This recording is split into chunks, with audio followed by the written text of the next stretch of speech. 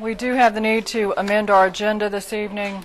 I need a motion to add addendum to item E2, Personnel Report, replace the attachment for item I3, Annual Personnel Report, and replace item I6, Capital Improvement Plan, Paul Monroe Elementary School. So moved. All those in favor, please say aye. Aye. Opposed? No one. Motion carries. Okay.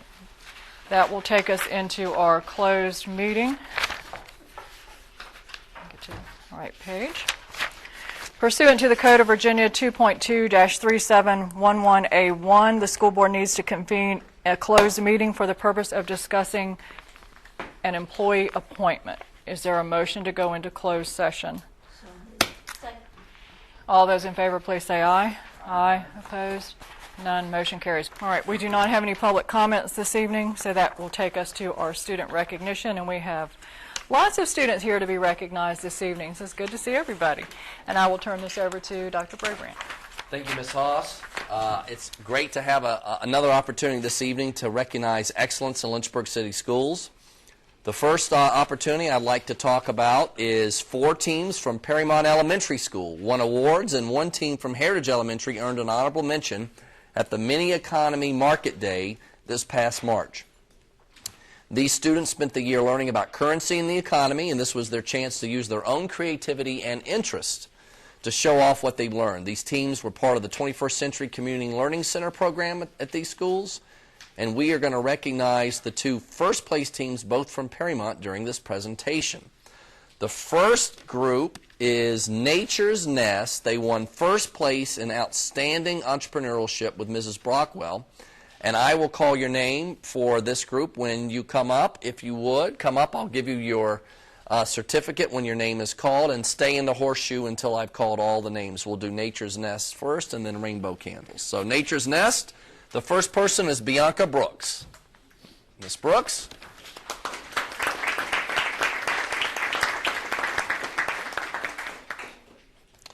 The next is Tamia Gray. Miss Gray. All right. Then we have Caitlin Johns.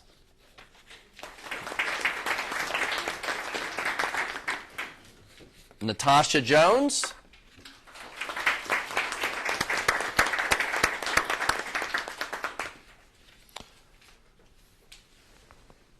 Congratulations.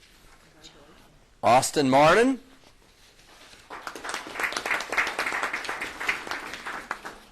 Christian Reed.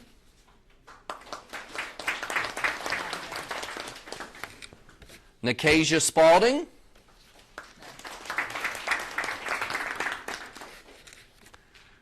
Javon Stockwell.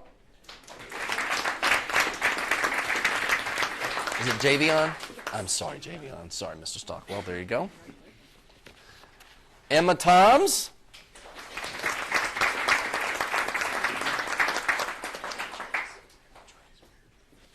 Congratulations, Ms. Toms. Caitlin Woody.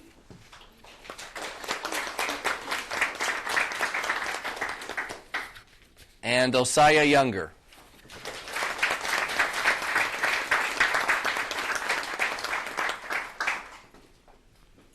Congratulations. Let's give these young folks a big round of applause. Stay right here. Is this their project? Yes, it is. All right, y'all give the rest out. We'll give that one to And you. what is their project? Nature's Nest. Thank you, sweetie. Nature's Nest. Thank you. Natural. Thank you. Yeah, stay up here for a photo. Miss Brockwell, would you stay for a photo? And Miss Babb, we'll stand. The board will stand.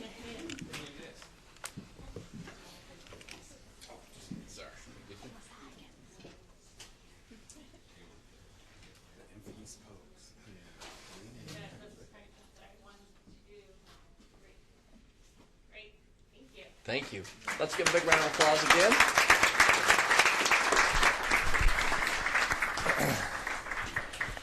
The next group is Rainbow Candles. They won first place in Outstanding Marketing with Mrs. Klingenpeel. So the first is Marcus Bradley. Mr. Bradley. Congratulations. Stay right up here. Samir Brown.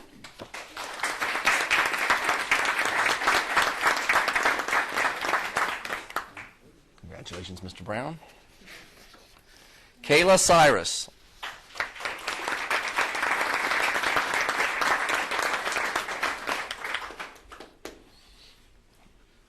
Ms. Cyrus, congratulations. Amber Jones.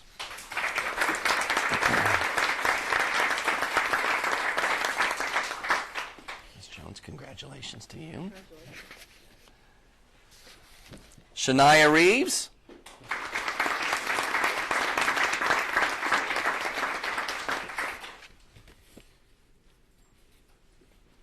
Ms. Reeves, congratulations to you. Jamie Ross.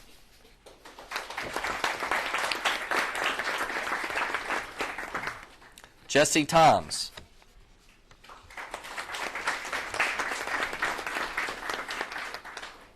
Treadman Witcher.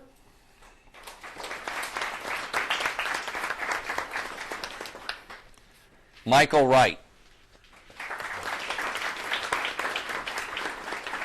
Let's give these first place winners a big round of applause again.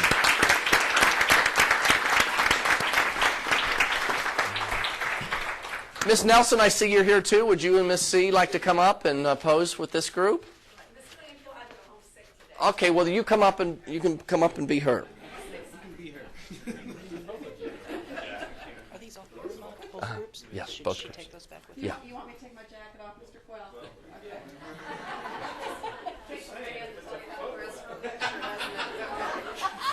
There we go. Stand next to me. Here together. Are we ready? We're ready. 2, 3. Thank you. Congratulate Miss Nelson. Ms. Nelson. These are the winners.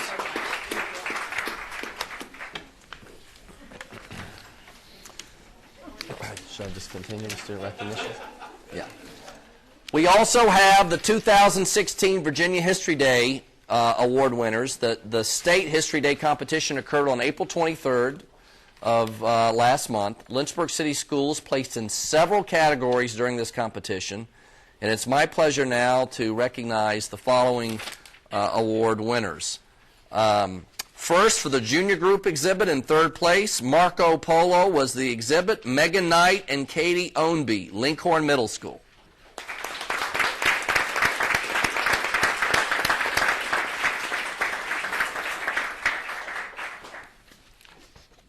Megan? I have 50-50. There you go. Stay right up here, and you want to give this back to your partner. In third place for senior individual performance, Martha Graham, Exploration, Encounter, and Exchange in Dance. Catherine Morse, EC Glass High School.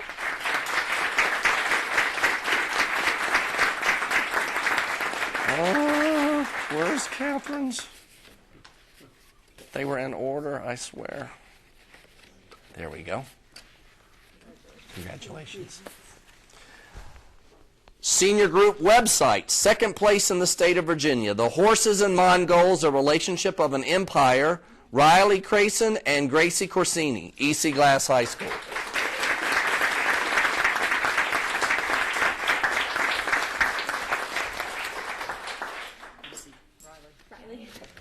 Riley, in there for your buddy. Senior individual documentary, third place, Hiroshima's Pikadon, Lauren Brown, EC Glass High School.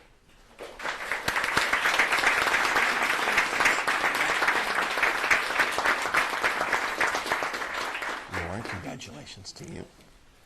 Junior group documentary, third place, Apollo, The Soyuz Mission, Amy Jablonski, Vicki Moore, and Olden Selden, Paul Lawrence Dunbar Middle School for Innovation.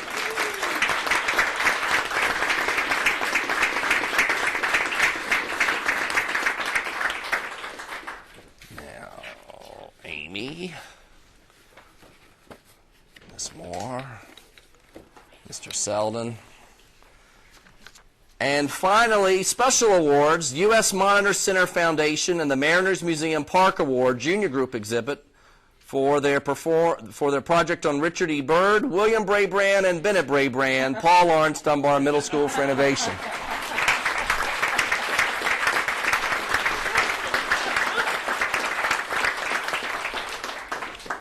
Congrats, son. Congratulations, son. Let's give these folks a big round of applause for a job well done.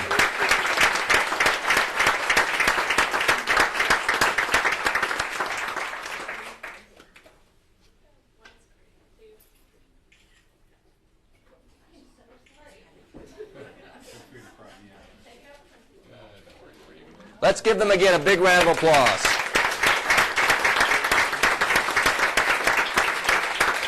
Thank you. You guys can. Thank you all for being here. All right. Mr. Beckles, you're always following the student recognition, so bring us back together. Finance report. Mr. Beckles.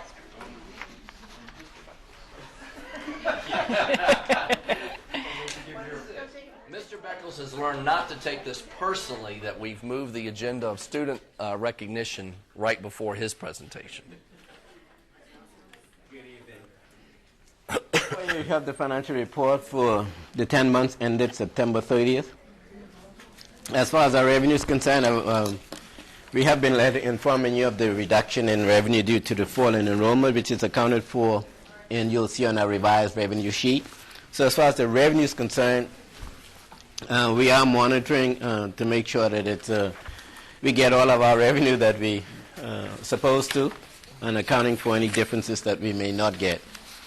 I would draw to your attention on the disbursements.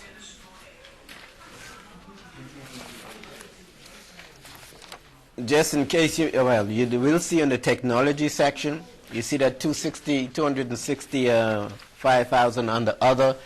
That's the you approved the adjustment for the budget reallocation for the $300,000 for the E-rate equipment. That was, you'll see that reflected in the April statement. So that's why you see, in the May statement. That's why you see that's still a negative there. So that's the reason why you see that there. There were some small differences which we'll take care of at the end of the year. As far as this current year, like I've said, I've explained, and we do have a plan to make sure we keep our expenses in line with the reduction in revenue that we anticipate for the end of the year. And we are monitoring that on a daily and a weekly basis. So as far as the plan is concerned, so far we're still on track. There's no major issues with that. There are a few other things I would like to bring to your attention. On our health claims, was running pretty good up until we got up to March. For the March health claims, that was $921,000. Prior from July through February, we were running about 668. So you see there's a big jump in March. There was also a big jump in April. April was $1,019,000. So the last 2 months have been kind of higher. We do expect the April and June to be also higher. Again, that's not too much concern because we still have the reserve, which we expect at some point the expenses were going to go up. So later on in June, we will bring, most likely if this continues as we anticipated we would bring a request to transfer some funds from our medical reserve, which is about $1.7 million we currently have. So I'm not too concerned about covering the higher expenses as we see now. I would just bring to your attention, if we see that being a trend the last 4 months going into next year, we may want to consider when we do our budget preparation beginning in September for 17-18, we may need to raise insurance rates at that point. So I just wanted to let you know, if we see the trend continuing, we may have to consider that at that point. At this point, I'm not willing to make that call today, but just to bring it to your attention that we may have to consider that later down. And if we do, that'll be the first time in 6 years that we have raised the employee contribution. So from an employee perspective, it's not too bad that we haven't had any increase in our health premiums that we pay, considering all our counterparts around us have almost been raising theirs annually. So that'll be the first time in 6 years if we do so. So I just want to bring that to your attention. The other item I want to bring to your attention is as far as health and medical is concerned. We are going out to bid on our medical, pharmacy, and our clinic costs. We partner with the city, so we're going out together for bids to see if we can get better rates and our benefits in all of those plans. So that will occur in time for the next enrollment period, which benefits begin January 1. So just to let you know that we are doing that. Another item, the preliminary audit fieldwork for the June 30th, 2016 financial statements begin June the 1st. So it seems like we just came out of audit mode, now we're back in it. So there are some updates I just want to bring to your attention as far as the financial statements and our condition at this point is. If you have any questions, I'll be glad to answer any of them that you may have. Questions? All right. Thank you, Ms. Beckles. That takes us to our consent agenda. On the consent agenda this evening, we have school board meeting minutes, May 4th work session, May 9th work session. We have the personnel report and an addendum to the personnel report. Is there a motion to approve the consent agenda? All those in favor, please say aye. Aye. Opposed? No one. Motion carries.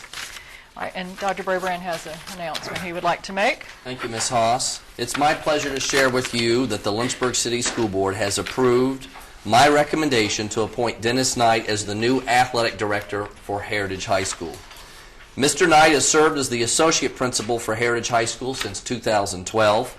Prior to his role as an administrator, Mr. Knight spent 27 years as a social studies teacher and attendance coordinator with Lynchburg City Schools. He served as an assistant football coach, a girls and boys basketball coach, and as a baseball coach at Heritage. Mr. Knight is replacing Mark Storm, who is retiring after 30 years in the Heritage Athletic Department. Mr. Knight's vast knowledge and expertise of athletics and coaching should allow him to make a smooth transition to our AD position. The time he has spent working with Coach Storm over the years should prove to be very valuable to him in his new role, according to Principal of Heritage High School, Tim Beattie. Mr. Knight has a bachelor's degree in social science from James Madison University and a master's in administration and supervision for Lynchburg College. He's going to be a great addition to Heritage High School and the administrative family, and I know he will work hard to fill the legacy that Mark Storm has had over the last 3 decades at Heritage. Please congratulate Dennis Knight in this new position. Thank you. That will take us to our student representative comments. Mr. Farmer, would you like to tell us what's going on at Glass as we wind down the school year? All right. So our Hilltop of the week of May 2nd, was Mr. Brown, who is a 16-year veteran social studies teacher. And he personally was my AP World teacher. While he is being recognized for his amazing work with Chromeworks, and I had him in BC or before Chromebooks, he was an excellent teacher, and congratulations to him. Miss Stanley is a special education department teacher, and she's been at EC Glass for a little bit less, but 3 years. And when she said what she liked about EC Glass is like, she said how she was proud to be a Hilltopper, and she was proud of her fellow teachers, and most importantly, how she was proud of the accomplishments of her students. Hans Flores got accepted in the full immersion German Academy at Washington and Lee this coming fall, or this summer, where he will learn more about the German culture, meet other students who are proficient in German, and even Germans themselves.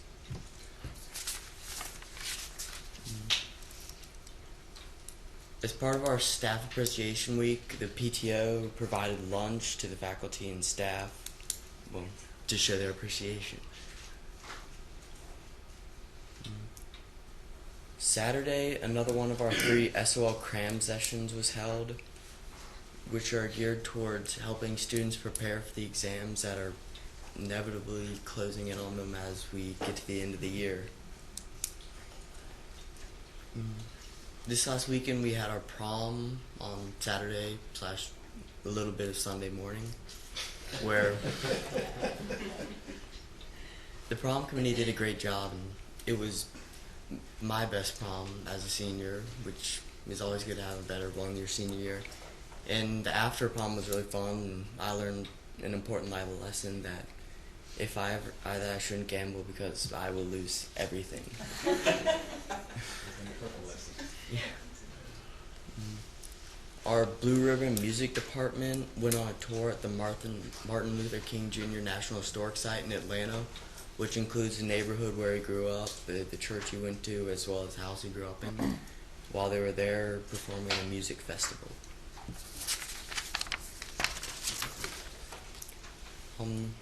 5 Lynchburg area students received the Student of Integrity Scholarship from the Better Business Bureau, and most importantly, 3 of these students were from EC Glass, and they were Mercer Craighill, Sarah Phillips, and Alex Goubet.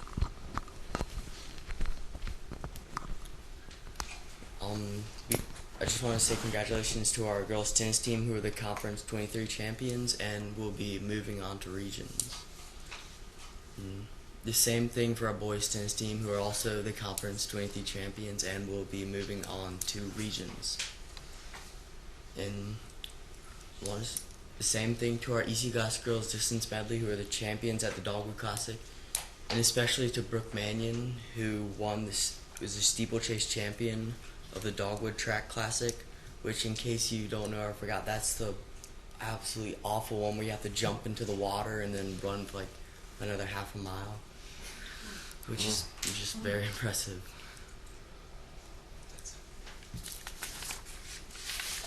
All right. Thank you, Mr. Farmer. And this evening from Heritage we have Ms. Page. Ms. Page, ma'am. welcome. Do you want to proceed with your report? Do you have a PowerPoint as do. well? All right.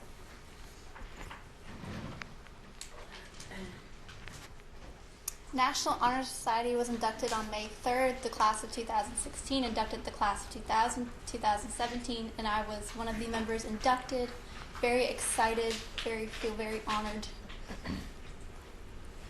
Ladies Senior Night. On May 4th, the ladies tennis team celebrated 2 seniors, Aaliyah Decker and Blair Bradsher. Heritage Piano. The Heritage art students shared the piano they painted over the past month and half the citizens of Lynchburg. The piano was placed in front of the Bank of the James on the corner of 9th and Main Street. The students designed and painted a Vincent van Gogh themed piano using his art, which they recreated. If I could just jump in, I got to go see Mr. Rourke's folks working on that, and if you can see, like underneath are all replicas of Vincent van Gogh's paintings that have been done, even on both sides of the piano too. It's really, really beautiful.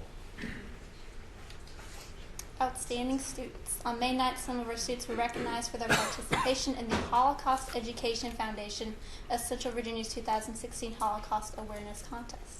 All of the entries were very moving. Boys Soccer Senior Night, May 9th, was dedicated to the senior boys of the soccer team. They have been committed for many years, and they've done such a great job this season. Outstanding art. Jamie Swartz's Egg Tempera painting was chosen to represent Congressman Bob Goodlet's district in the Congressional Art Show, which will be hung in the Capitol in Washington, D.C. for next year. Hill climbing. Our 2016 hill climbers, Shylin Austin and Asia Williams-Shabazz, were recently recognized for unwavering courage, fortitude, and strength of character to overcome challenges and obstacles with resolve and determination. Shylin is a very good friend of mine, and she is very representative of all those qualities.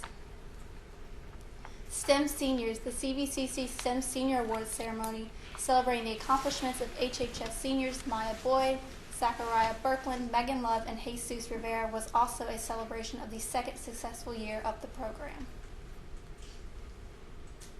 That's it. Thank you. Well, thank you very much. Thank you. All right. Our next item are the school board committee reports, and this is a new item for us that we have we voted to include in our norms and protocols. So every meeting going forward, there will be an item for committee report. So if your committee has met recently during our 2-week interim, we would appreciate hearing what's going on. So, Dr. Nilles. Finance Committee met last Thursday. We did a pretty deep dive into the budget situation. I think we all came out of there feeling comfortable where we're at. It's tight, but things look like they're under control and details are being paid attention to. The only other item that wasn't covered is there was, in Mr. Beckles' presentation, there was a discussion about the community feeding program and whether that could be expanded from the current, I believe, 10 schools, elementary schools, and because of the eligibility issues, that was going to end up costing the school division quite a bit and was not deemed as being practical at this point. All right, thank you. Ms. Waller? I would like to report on the Laurel School Board meeting last Wednesday. We are also going to have another meeting on June the 16th because to look at the budget again, because what we had voted on the night before, we lowered the percentage down from the 4% for our Instructional assistants and TEAs. Instructional people. Remember, we lowered that down, so the budget hadn't had time from that night to the next morning to be changed, so we'll meet again. Plus, there is a new lease agreement between Lynchburg City Schools and the Laurel Regional Board that will be discussed at our June 16th meeting. And the Laurel, of course, has been doing wonderful this year. I mean, Donna Lewis is great in her leadership there. They've had the prom, they've had the Arbor Day, planting of the trees. I mean, she is very inviting as far as anybody is concerned to come in and see what's going on and be a part of the school. Thank you, Ms. Waller. Anyone else? Ms. Poore? We had the last governor's school board meeting of the year. We won't meet again until August. They're just finishing up all of their celebrations and recognitions of students for the year and are very excited to move into their new facility. I think they seem pretty grateful that the city and the schools have helped them figure out their moving company. There's some pretty crazy stuff that scanning electron microscope that we always talk about is very big and very heavy and very special. And so they're looking forward to getting that all placed and moved. That's it for them. All right. Thank you. Anyone else?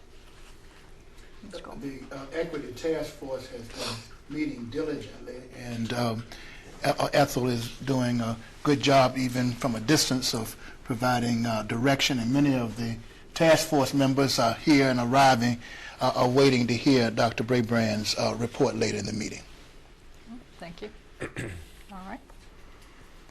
That will take us on to item H1 under unfinished business, the Carl Perkins Funds 2016-17. Dr. McLean, this does come back to us this evening for action. Yes, this was to the board last meeting, and we'll just bring it back tonight for action and if they answer any other questions. Yeah. What's the board's pleasure? Move to approve. Second. All those in favor, please say aye. Aye. Opposed? No one. Motion carries. Okay. Item H2, No Child Left Behind Act Waiver Public School Choice. This is an ongoing item for us, and is this the last year? Mr. Copeland's not here. Who's going to take this item? I believe, Mr. Ferguson, are you here? Do you want to come up and see if there's any additional questions on this and remind them what the issue is at hand? This would be one of the last years we'll have any students to transport. There may be a few stragglers, but I think we're down to about a dozen students and it costs about $6,000 for next year. And then if following that, it would just be a handful of students for the following year.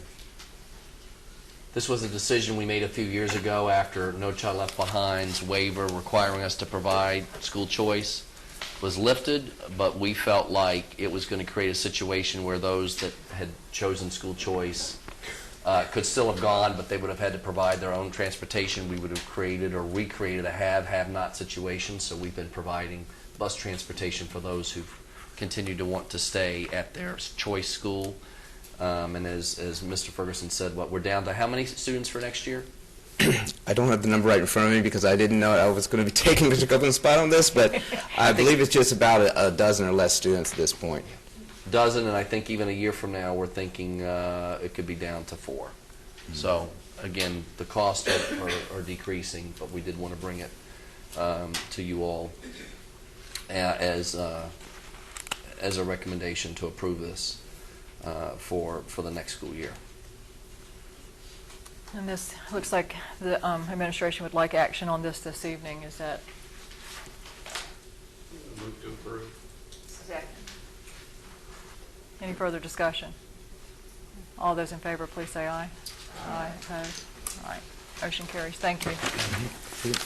All right. School operating budget 2016-17. Dr. Brabrand. Yes, we brought you last time the revised Tier 1 based on the funding information we got from City Council and the final budget that we received from the state. So we have now taken those revisions of the Tier 1 budget request and put them into the budget. As you remember, we've recommended that employees that were going to receive a market adjustment would now receive a 4% increase. That was our bus drivers, our custodians, our instructional assistants, and selected folks in maintenance, our grounds folks. All other school division folks would receive a 2% increase, and both of those salary increases would be effective December 1st of 2016 of this school year. We did make a few changes based on your feedback at the last meeting and from our original Tier 1. We removed a special education teacher from Empowerment Academy that we believe we can handle with an existing staff. We had to eliminate some instructional coaches and an assistant director for personnel and some other coaching positions. We reduced the precision machining class to part-time. So we didn't get exactly everything that we wanted in Tier 1, but when you have less funds, you have to make some choices. We think we still have an opportunity to move forward with some compensation for our staff members, to take a move forward with some of the market adjustment. Again, 4% is not the 15% that we wanted to do for the instructional assistants, for example, but I pledged to you last time, and I pledged to our staff and to this community that I'm going to bring those back until we get those salaries in line with the regional market. We have folks that are on a wage of $12,000 to $14,000 a year, and that is a very, very hard wage to make a living on at all. So we'll be glad to take any additional questions. Mr.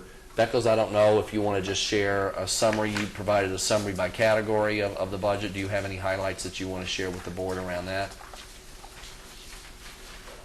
I would just like to bring your attention just to familiarize you with the sheet. I give you a summary of the revenue. That will be page 23, and you can see the breakdown. We have 3 years of actual, last year's budget, and then the 17 adopted budget. Then you can see the comparisons of our state revenue, federal miscellaneous, other revenue, and then what we get from the city. There's one change next year and going forward. If you look under the total non-city, you see city funds line, and then you see city school buses. What the city has asked us to do from this point going forward is, in previous years, the capital for school buses was always in the CIP budget. This next year going forward, it will always be a addition to our operating budget, but they would fund us specifically for that. So we will include the budget for the bus purchases in the operating budget.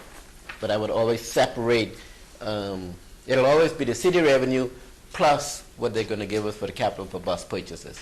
So that's the only difference that you've seen on the front sheet, that from now on our bus purchases will be on the operating budget as opposed to the capital budget. And that was the only major change that we've made on the revenue side. On the summary on the expense side, on the expenditures, I gave you a summary of the expenditures. And again, that's incorporating all of the Tier 1 stuff that we've agreed on. And again, like the revenue, you have 3 years of actual expenditure, last year's approved budget, and then this year's 2017 proposed budget. And you can see the differences between each of the years. I won't say there's anything extraordinary that's in it that's different than what you don't know about. So we'll take any questions that you may have on it. Questions, Dr. Coleman? Yes, Dr. Brabrand, could you help me to appreciate, I just want to make sure I'm clear, on how we're going to compensate for the staff reduction? It seems like you have a plan. Just say more about that. For staff reduction? I'm talking about the Empowerment Academy staff. The one position that we changed from what we proposed back in December is the special education position. We are proposing a cohort of 40 kids, but we don't know how many are going to have IEP needs. So what we believe we can do is we're going to do the casting for the cohort, and then based on the needs of those students, if they have IEPs, to meet their needs with our existing special education teacher support. If we find that that number of kids is higher than we expected and we have to bring more needs, we're going to have to meet their IEPs, and we'll bring you a budget reallocation if we had to. We believe we can do it without having to hire an additional special education teacher. Thank you. That answers my question. Any other questions? No? All right, this will come back to us at our next meeting for action. All right, item I1 under new business, Administrative Regulation 7-33.3, student uniforms. And this goes to Dr. Brabrand. Thank you, Ms. Haas. Let me get to page 34 in just a moment. I know, we've got a lot of papers tonight. At the request of the principal and the Parent Advisory Council at Sheffield Elementary, the school's administration developed a survey to determine whether or not families and school staff continue to be in favor of requiring students to wear school uniforms at Sheffield, as they have for several years. The survey was distributed electronically to faculty and staff. Parents received a hard copy of the survey. The results of the parent survey were that there were 241 surveys returned from parents. 65% were not in favor of student uniforms, 35% were in favor. Faculty and staff, 50 surveys were completed. 76% of faculty were not in favor of continuing student uniforms. 24% were in favor. There were also forums where, in addition to the survey, forums were created to allow parents to come in and share concerns. The results of the survey and the forums indicate that parents and the faculty and staff are no longer in favor of having student uniforms, and the school administration, and we have Principal Ms. Lee with us this evening, is requesting the removal of this requirement. As a result of that request, Administrative Regulation 7-33.3, student uniforms needs to be revised to reflect that change. In our own regulations, we've had the specific schools that have been under the uniform policy in, and to get out of that policy, they need to come and present to the board. So that's why this is presented for information tonight, and with your review and consideration action at the next meeting. And Ms. Lee is here to answer any questions that you might have. Ms. Lee, if you want to come up to the podium and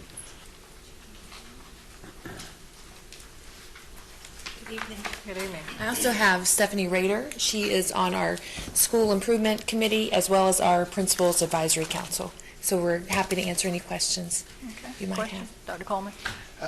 I'm just concerned with this request. Ultimately, I'm concerned about the welfare of the kids.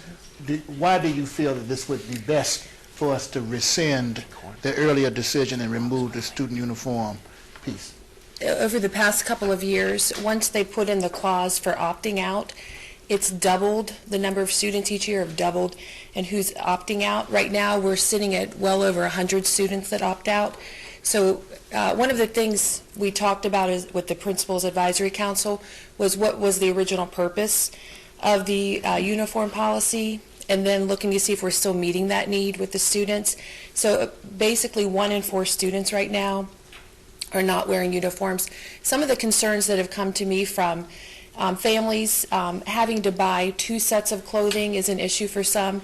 This point in the school year, coming February, March, kids are outgrowing their clothing. and parents are at a struggle having to buy more uniforms to get them through the school year versus just their regular clothes that they have. And I don't know if you wanted to share anything as a parent. And even as a parent, my first grader is starting to notice, oh, I'm wearing a uniform and a lot of students aren't. Why is that? And so having to have those tough conversations. Well, there is a policy, but yet not everyone is going to want to abide by that policy. So it's become more of a distraction now, whereas I think the uniforms were first put in place to eliminate distractions, but the opposite effect is happening now. They're more of the distraction.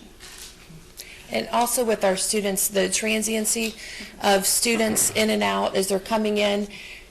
Since we're one of the only schools left wearing uniforms, they're faced with having to either, there is that option to opt out or to purchase uniforms. So it's been a practice that was very well received by the school for a number of years. In the past couple of years, it's just kind of lost that effectiveness. So it's come up, the faculty and different parents have said it's time to look at this. So we talked about that with the Principals Advisory Council. We started at the beginning of the year, and we kept coming back to visit it. And early spring, our committee said, let's take a look to see if we poll the parents and the teachers to see where we're at, if we're ready to move forward with keeping the policy or requesting that it be ended. One last follow-up.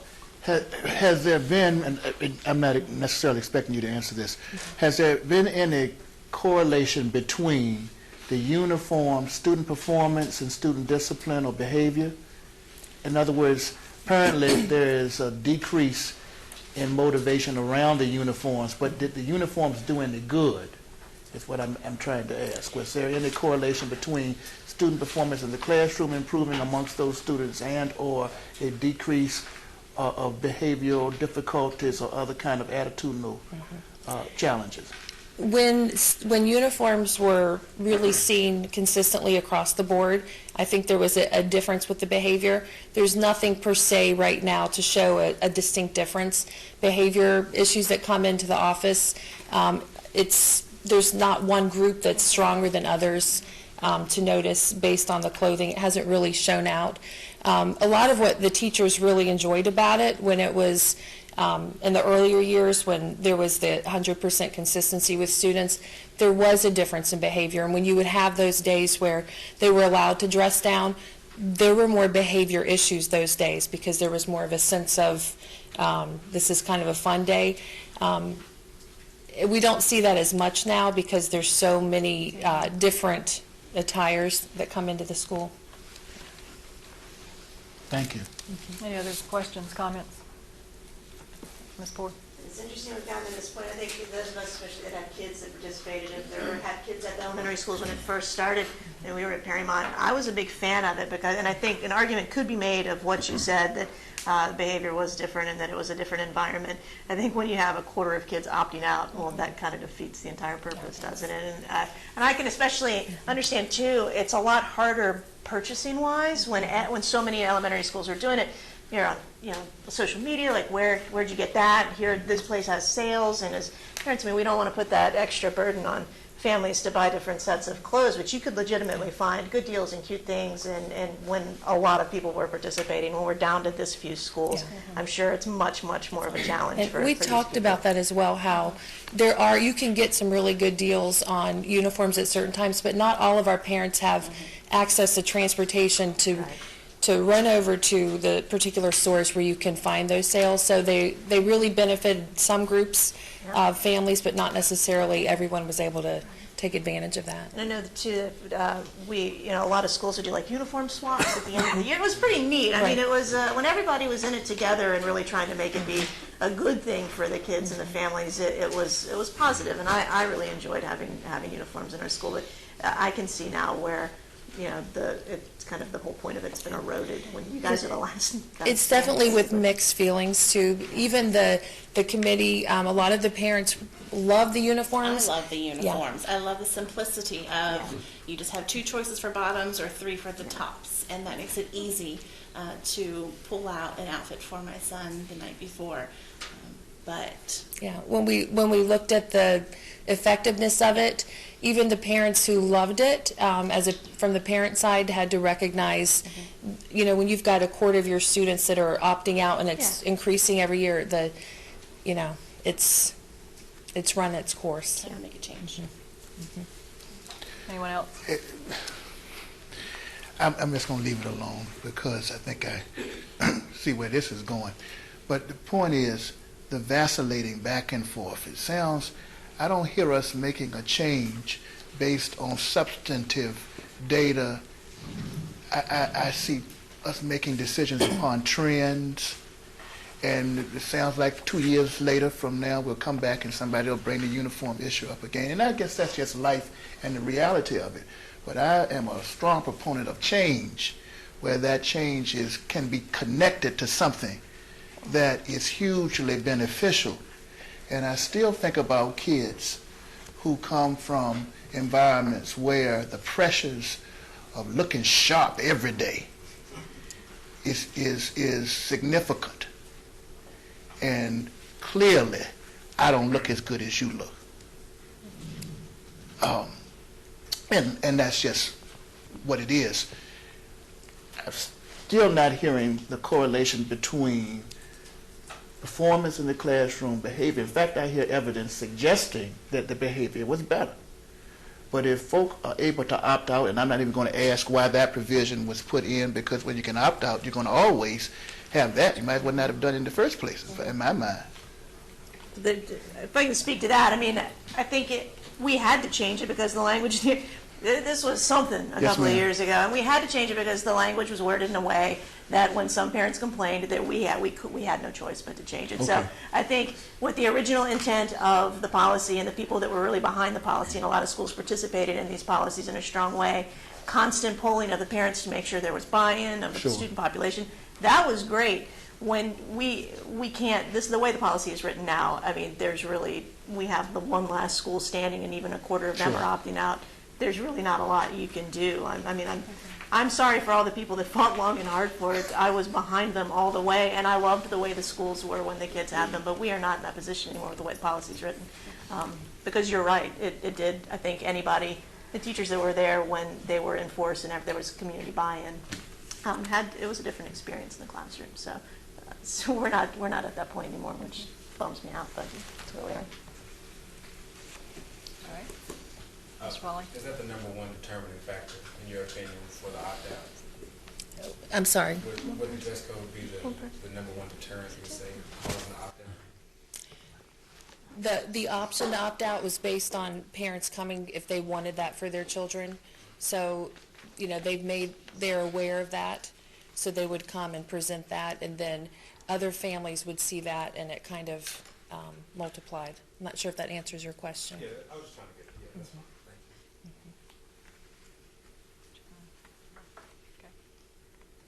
Anyone else? All right, thank you. This will come back to us at our next meeting for action.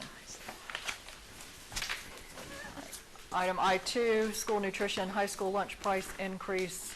Mr. Beckles.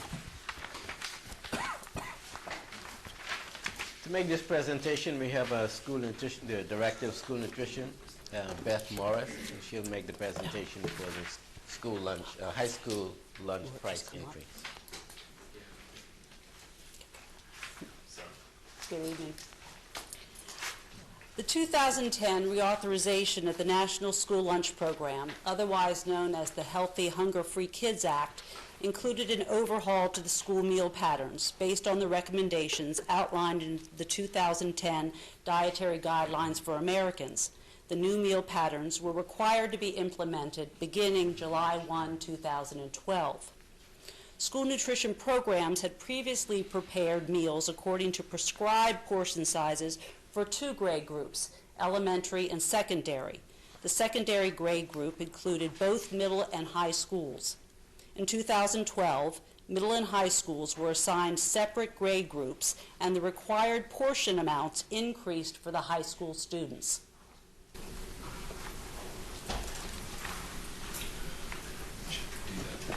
I just have a summary of the USDA new meal pattern, which I think will help in the final paragraphs that I have for you. And you do have this table in your packets as well.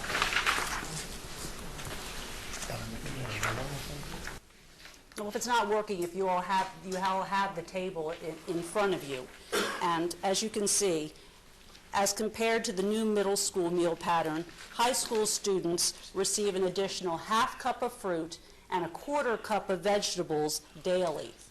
The high school meal pattern also requires 2 ounces more of whole grains and 1 ounce more of protein over the course of a week compared to the middle school pattern. Currently, the paid lunch price for both middle and high school students is $2.45.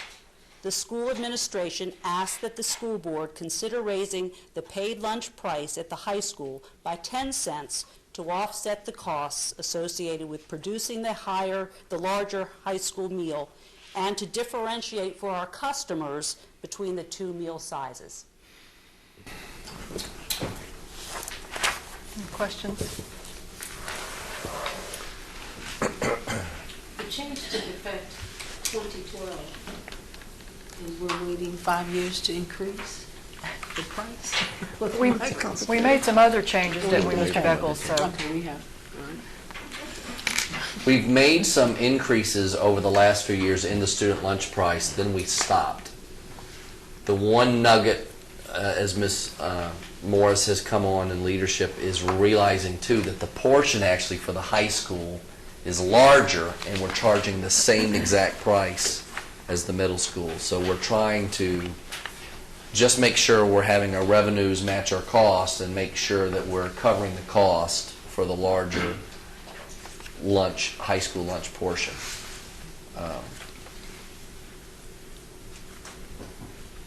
Any other questions? So No. the table in the back, paid lunch prices is this year's price. Yes, sir.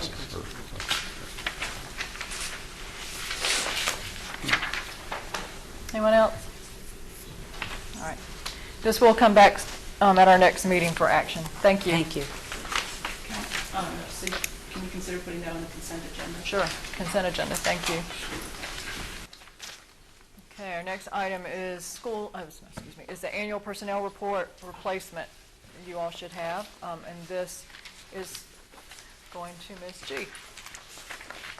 As you know, every year you approve the teachers and staff that we hire, and this is not to say this is going to stay the same. I'd love to tell you that we're finished for the summer, but as you know, this will come to you. Any changes that happen at this point will come back to personnel reports each month. So if you have any questions, I'll be happy to answer them. The people that are listed right now on the only non-renewals that we have are people that are still working on licensure. We had some that gave us stuff today. So it's always listed here, but I don't usually worry about it until we get closer to June 30th. Any questions?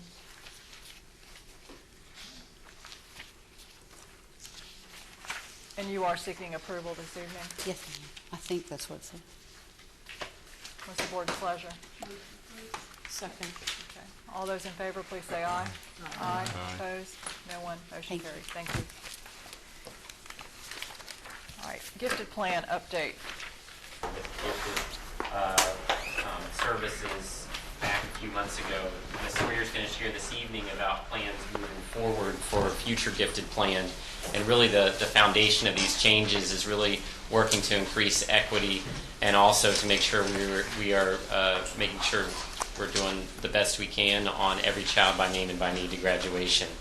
This plan we can also continue to update and revise in the future, but here's our plan for information for you all this evening. Thank you so much.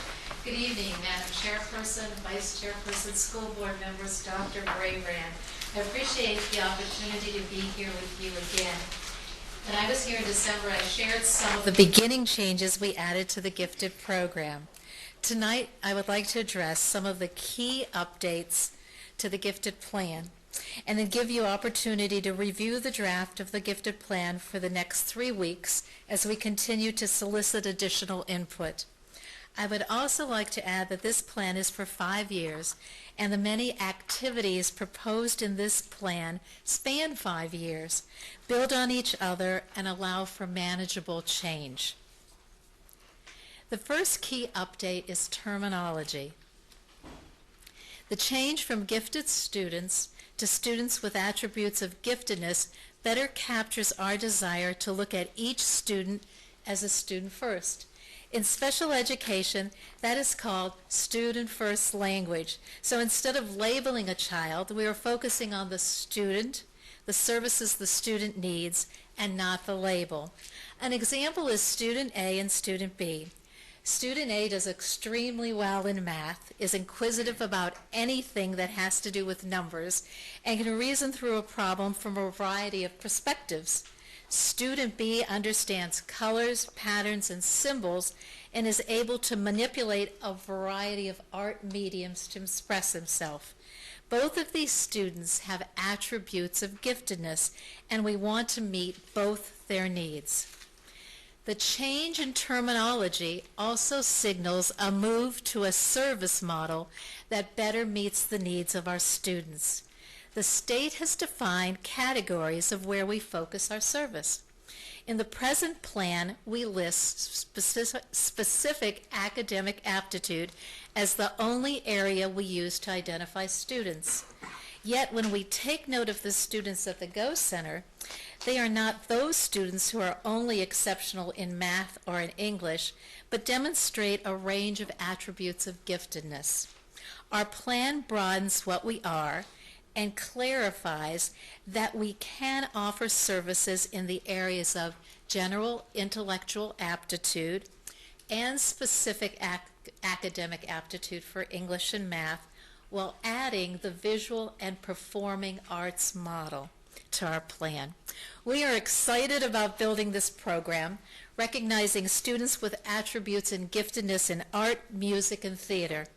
Besides offering differentiation at the school level, we anticipate offering slots to our top-level students at our two schools of innovation, T.C. Miller and at P.L. Dunbar Middle School, which already have a strong focus on the visual and performing arts. As we move to a needs-based service model, it helps to define what different levels of service we will offer our students. To set the stage, please remember that a given with Lynchburg City Schools is differentiation of instruction for all our students. Level 1 services may only involve the lead instructional coach monitoring the progress of a student and then consulting with the teacher to make sure the needs of the student are being met through differentiation and then also through cluster grouping. Cluster grouping is when 5 to 7 students with specific academic abilities are assigned to the same heterogeneous classroom where the teacher can better meet the needs of these students. Level 2 services provide the continuation of the pull-out depth services that students are now receiving, while adding cluster grouping and more collaboration with the classroom teacher and opportunities for the lead instructional coach pushing into the classroom to work with the teacher and students. Level 1 and Level 2 services are zoned school services. We continue with Level 3 services offered to those students who need full-time services with ongoing differentiation and social emotional support to help them achieve their potential. This service is offered at R.S. Payne. The addition of the lead instructional coach allows for an increase of services as the coach now is in the building on a daily basis and can offer assistance right when a teacher reaches out instead of having the teacher wait till the person is back in the building. Training now can meet the needs of each building and can help with particular needs the school has as a whole or at a specific grade level. An example might be that the staff doesn't understand the benefits of cluster grouping and why it not only helps identify students as they can work with like-minded peers, but how it can also help the rest of the students as they each offer their help to meet the needs of as they each offer different leads and ideas to learning. The lead instructional coach is there to help meet the needs of the staff by either working with them on better understanding cluster grouping in their professional learning community meetings or offering a training on cluster grouping for the entire staff.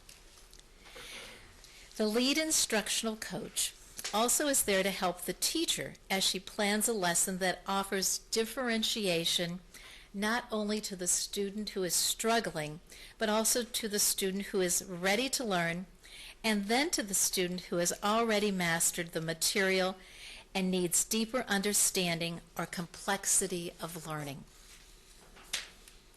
Another key update is changing the identification process from a strictly numerical cut-off process to a process that better captures who the child is and what the child needs. This takes place with a holistic case study approach. While grades and test scores offer a beginning point and maybe one way of identification, you and I both know there are other indicators that give us important information about students. Observations, interviews, portfolios of work, and information from people who know the students. When we take the time to think about what systems have cut scores, we come to realize that many important things, getting into college, getting a job, medical care, all utilize holistic assessment approaches. It stands to reason that a holistic approach allows us a better way to assess students while being fair to everyone. It better explains what we do and why we do it. We identify students with attributes of giftedness to meet their specific needs with a variety of services. Services for levels 1 and 2 will be decided at the student's school. Full-time services for level 3 will be determined by a central committee. Another key change to the program is one I touched on briefly in December. This is our Scholars with Promise program, developed from the research-based model in Fairfax County, Young Scholars. Think again about two children. Child A, who has several years of pre-K, is enriched at home and comes to kindergarten ready to go.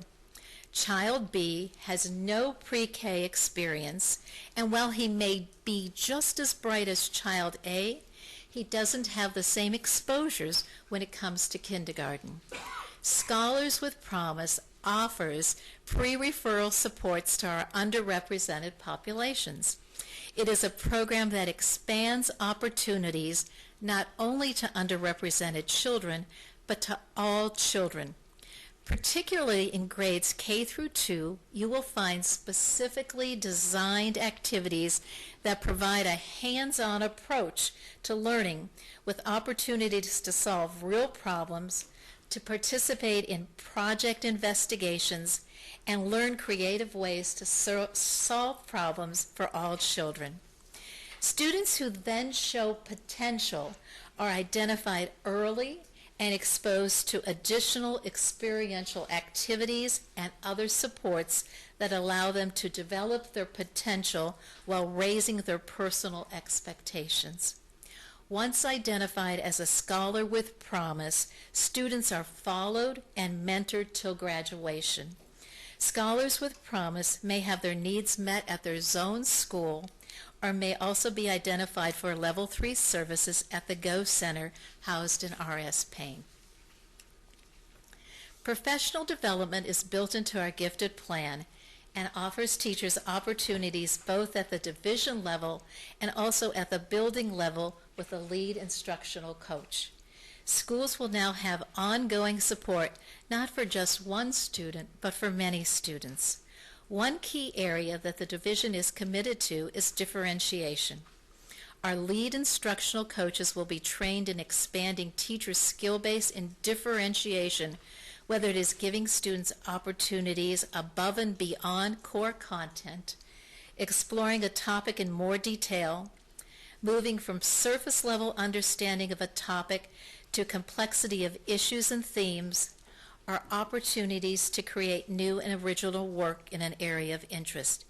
Teachers, especially in elementary and middle school, will have ongoing training as part of the goals and objectives of this plan.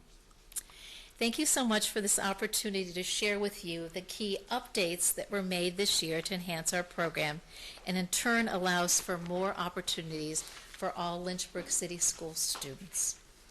All right, board member questions? Ms. Poore? So level 3 is Go. What do we do about the fact that we already have not enough room at Go for the kids that we've identified? Or do you anticipate, Go has a waiting list, so do you anticipate, like, if we looked at all those kids with fresh eyes, do you anticipate that some of them would only qualify as level 2 services? Or would they all still be level 3? And then we also have the kids in depth. There's not a lot of room to go. That's the end of that one. And then 2, what about the kids that qualify for level 3 but for any number of reasons don't want to leave their base school? How do we anticipate delivering that? Like if they're so plugged in with their special education teachers, if they're twice exceptional, or if it's just a comfort level of kids don't want to leave their neighborhood school. So do we have, what are we thinking? Those are really good questions.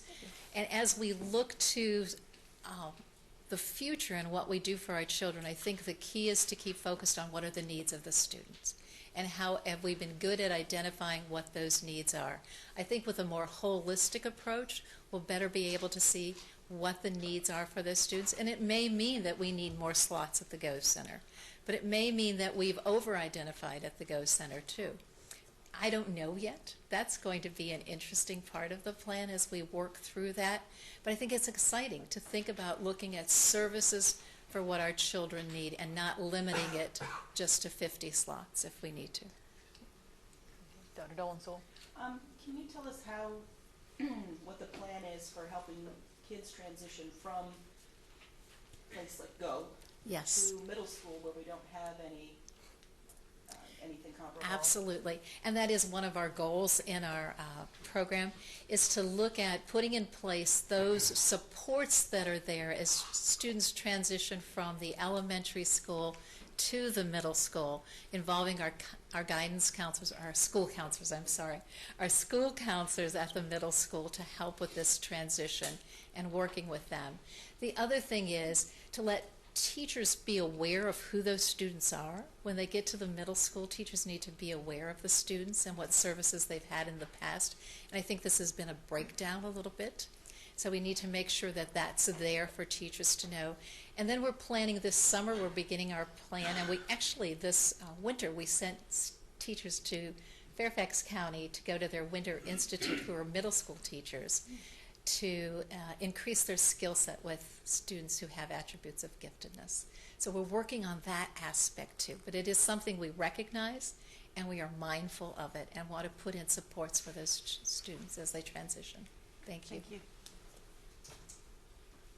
Ms. Snyder? Can you talk a little bit more about then how we'll do the selection process for it? If we're going to be incorporating the Schools for Innovation in it, then is it going to be a student can be recognized simply to go to T.C. Miller because they have an interest in the theater arts or Dunbar, or are we going to say, well, you're scoring very high academically, so we'd prefer for you to go? Like it seems very complicated now that we're thrown in the other schools. I think it's great because there are students that want to focus on those things, but does that change? How does that change the selection process then? And I guess it's twofold.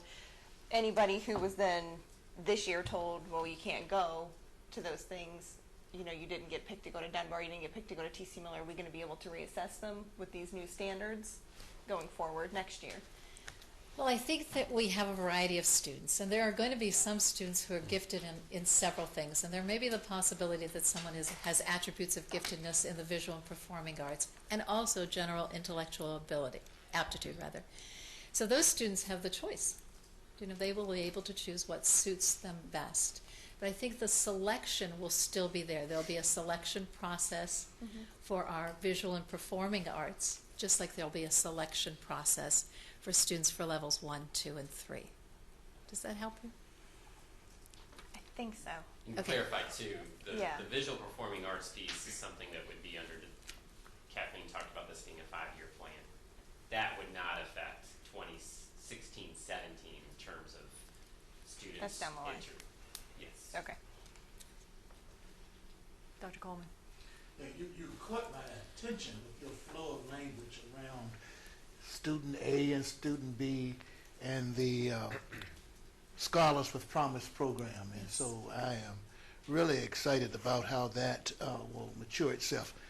Just for my own information, and I'm looking at one of the packets, in terms of being able to identify assessment tools as it relates to cultural bias, who has that responsibility, and how does that process work, and to what degree do we even have anything to do with the assessment tools and making determinations on cultural bias and how that plays out with the various backgrounds who may be limited for various reasons in terms of exposure? Right. And that's, may I have two parts to that answer.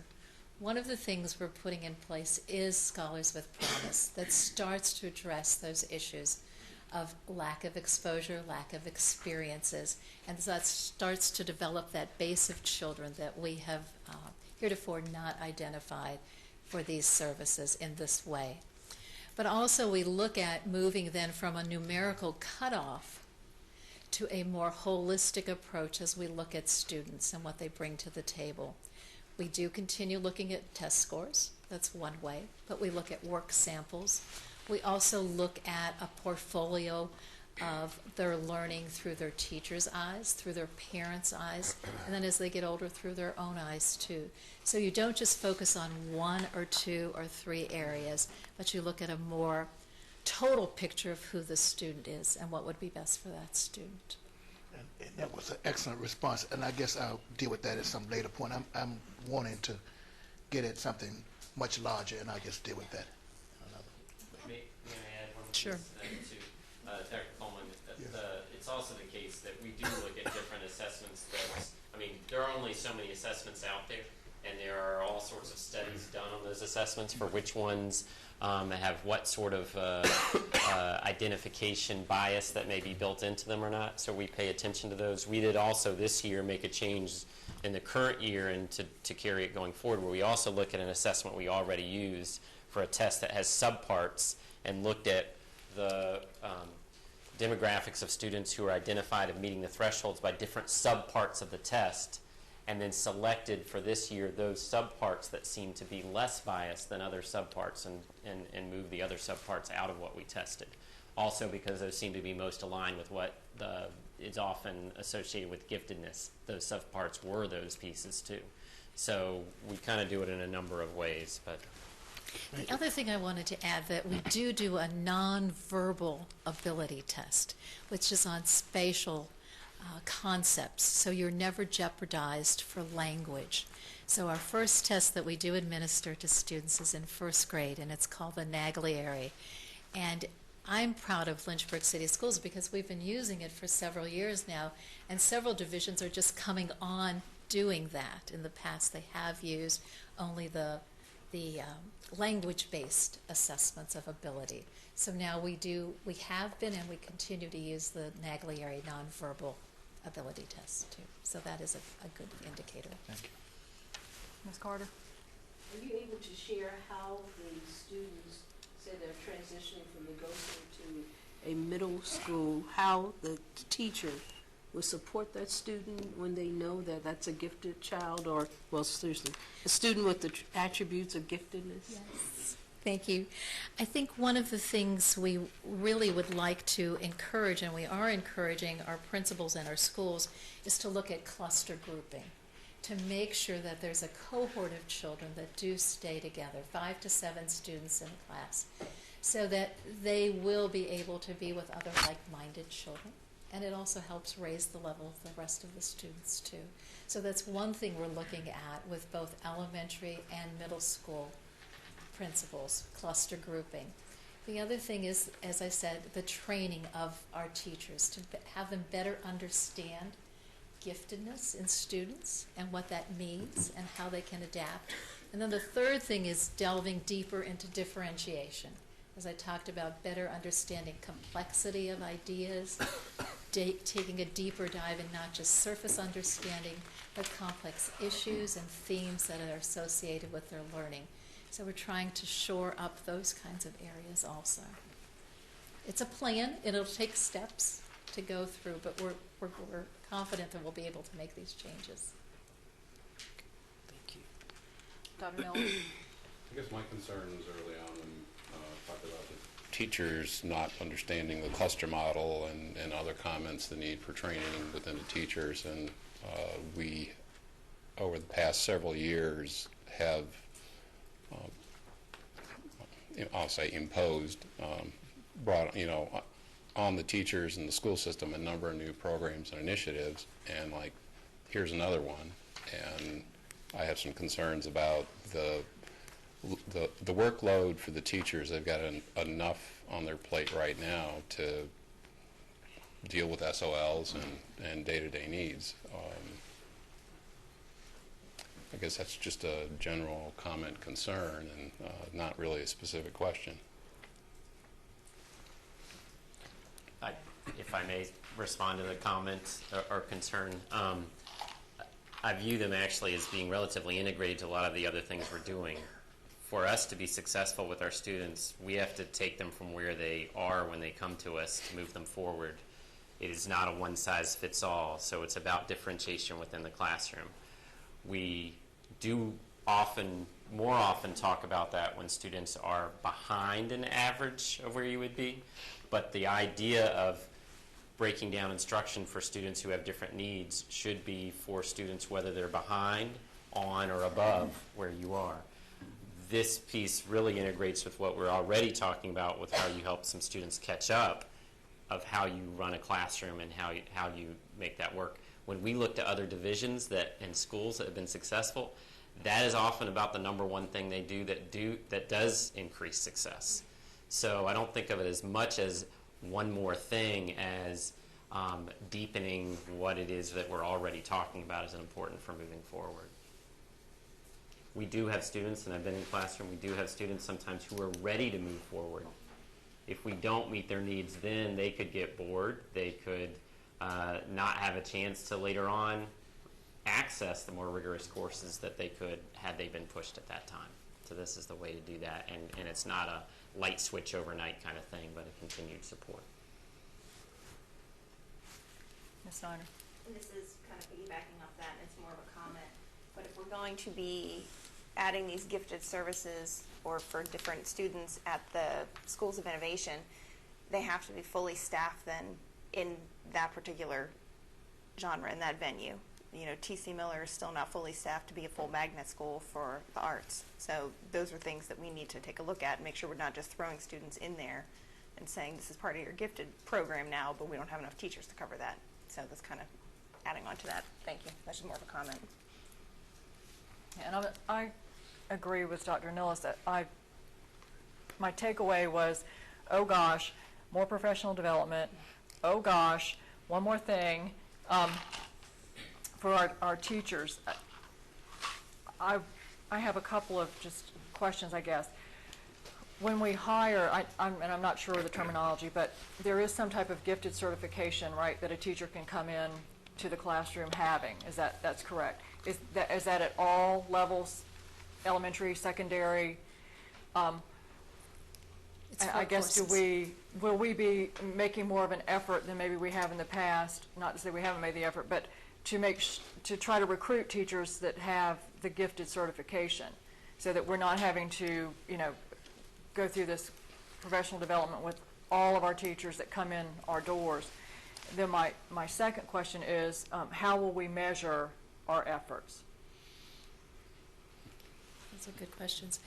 I think the one thing my takeaway from when I was in Chesterfield County years ago when we first started gifted programs, and that was in the 70s, if it's possible to say I've been around that long, is that when we started introducing gifted programs, and the thing we referred to back then was Bloom's taxonomy and the hierarchy of learning, and our gifted teachers started to take the curriculum and bump it up with the Bloom's level of taxonomy, and regular classroom teachers said, well, I could do that with my children. Why can't I do that with my children?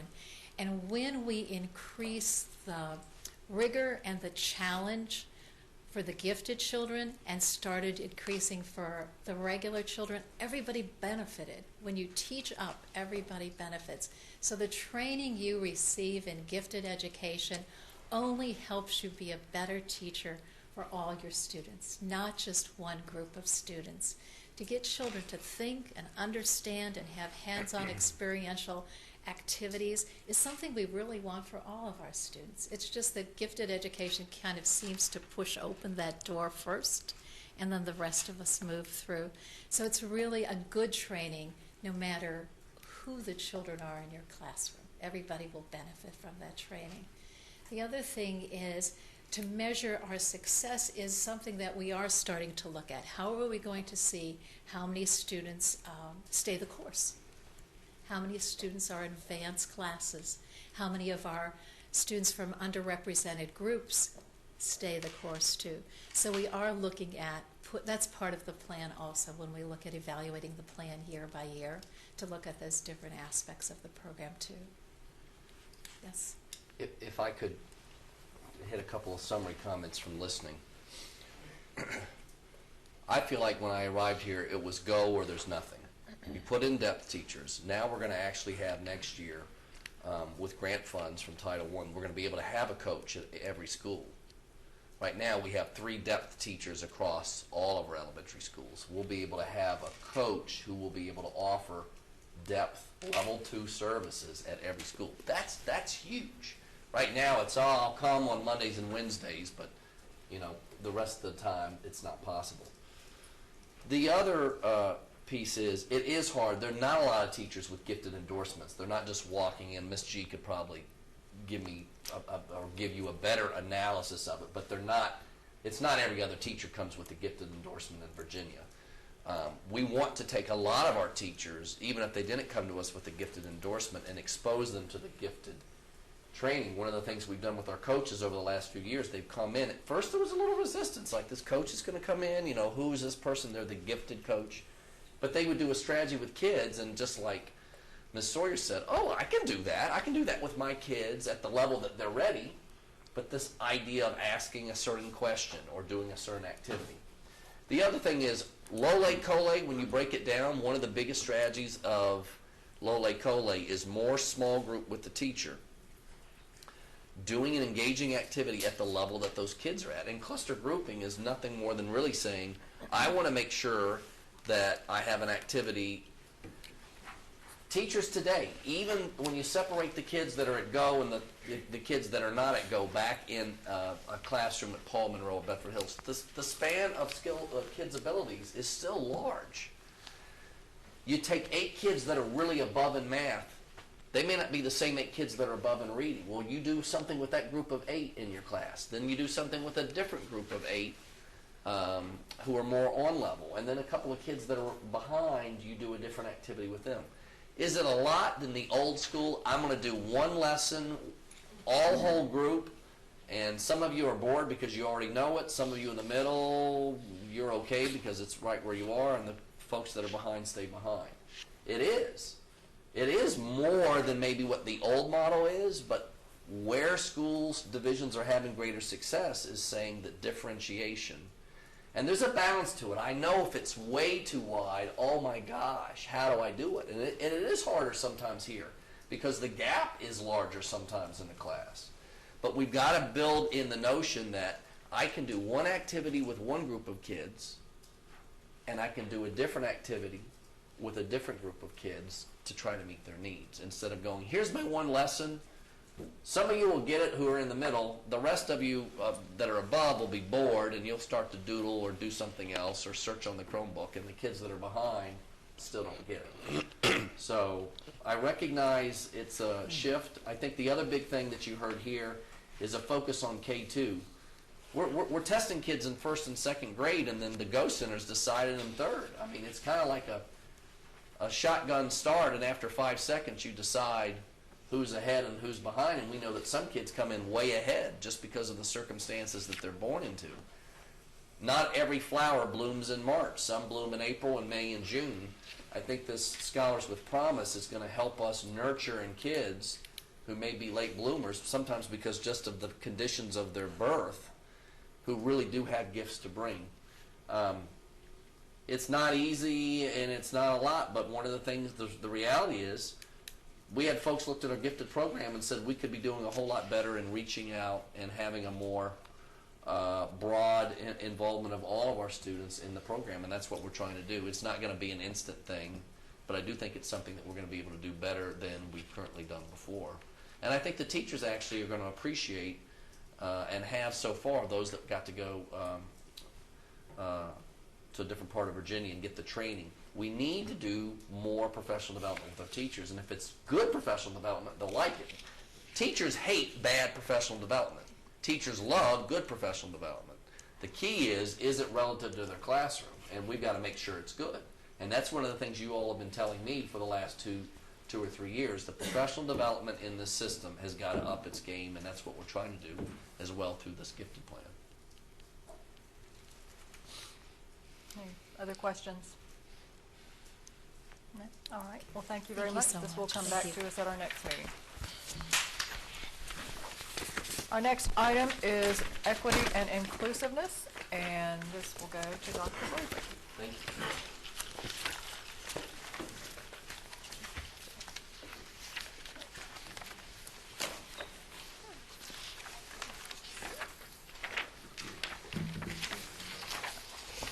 No, just you'll see.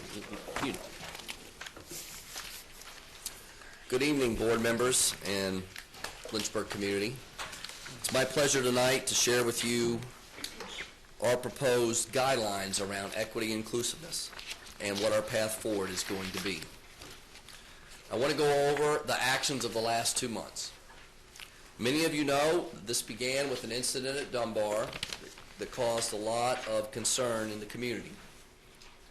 After that incident, we held 3 listening tours in March and April.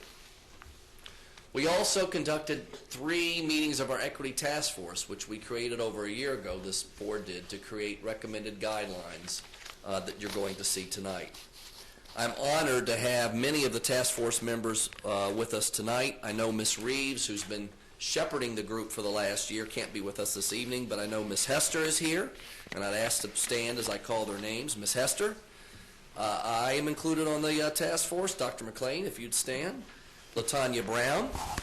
I know Pastor Paul Keys is with us this evening. Mr. Eugene Tweedy. Dr. Chad Starks.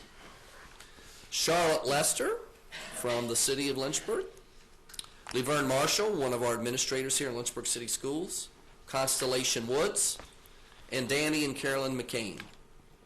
I also know we've had 2 school board members, Dr. Coleman and Miss Jenny Poore. Have I missed somebody? I'm sorry, Miss Mitchell. I am sorry. Please stand and be recognized as well. I want to thank them again for their service, and I want to give them a big round of applause for all the work they've done.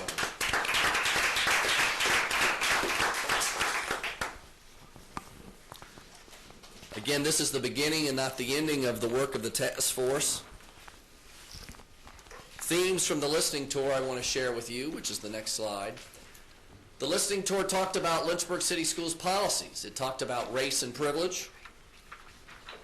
It talked about religion, privilege around religion. It talked about the difference in terms of educating around religion versus proselytizing around religion. It talked about religious traditions. A big theme was respect, particularly discussing respect around African American history. There was the discussion of respect in the context of conduct, anybody's conduct around how they feel about a situation and how to show respect or how to perhaps unintendedly show disrespect. Themes included diversity in education, implicit bias, privilege, microaggressions. Communication was another thing. Parent notification, those that wanted to see the video and felt that that was withheld from them. Leadership was another theme around personnel. Do we have the right personnel? Do we have the right programs? What's the quality of our responses? Partnerships was another theme. The quality of our partnerships. How do we screen? What is our criteria for partners? Opting out was another theme. What are the right activities that should be opted out for? And there was also a theme around roles. What is the superintendent's responsibility? What's a principal's responsibility? A teacher, a student's? What's a parent's responsibility to their child? What's the responsibility of the Equity Task Force? The intent of the guidelines tonight are to share with this board as a draft. Again, this work is a beginning and not an end. We want to have opportunities to get your feedback from not just this board, but also as we listen to the community, as we finalize these guidelines and move forward. As I shared with you earlier, the Equity Task Force helps share and shape these guidelines. But ultimately, I understand tonight that these are the guidelines that I'm ultimately responsible for, and the decision to bring these to you are mine and mine alone. And I take responsibility for the guidelines I'm presenting with you this evening. I do believe these guidelines will help move us forward as a school division. What's the purpose of the guidelines? First, it's to connect and enhance our overall mission of Lynchburg City Schools. Every child by name and by need to graduation. The great news is that's a phrase that almost everybody, I believe, in this community over the last 4 years clearly understands. But the reality is it's a mission that many still feel we have not fully yet met for every child in Lynchburg City Schools. I hope these guidelines are going to help us improve and enhance our mission to do just as we've said, meet every child by name and by need. I think the guidelines are going to help us have guiding beliefs so that when we're making decisions at a district and school level, we have the right framework, we have the right roadmap to make the beliefs.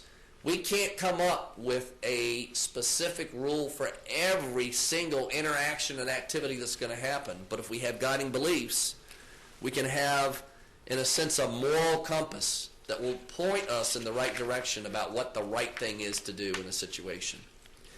And we want to create specific guidelines and next actions around areas of our operations, and we believe our beliefs will help in these areas even if it's not specifically mentioned. So we're going to do our best to create specific guidelines, but also recognize there may be some areas that we can't fully plan on or expect, and the belief statements will help us cover the areas that aren't fully anticipated. 7 beliefs. The first one, a critical purpose of public education is to educate. Each of us is a multifaceted person. We're a representative of cultures that comprise our community and the country and the world. We have to focus on education.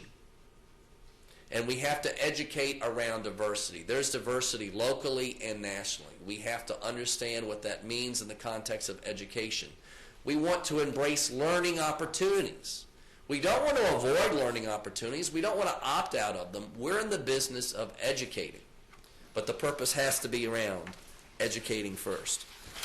The second core belief we're sharing with you tonight is by better understanding and embracing diversity, we can become stronger, both as individuals and collectively. Diversity does make us stronger. It's something to be embraced, not avoided and feared. And folks, I know this is a national conversation that's going on right now. Is diversity making this country stronger or weaker? Is it making our school system stronger or weaker? I believe it's something that makes us stronger. But it's hard work with diversity. It means you have to do more. It means you have to think outside of yourself and outside of the group and groups that you represent through the different ways, the different lenses that you have. I think diversity adds to who we are as individuals. It makes our community stronger. It's a force multiplier. It's a value added. The future of this world is in its diversity. We're not going to have homogeneous communities, states, countries, or a homogeneous world. And the people who are going to have success in this world are going to be those that have exposure to diversity all through their educating years.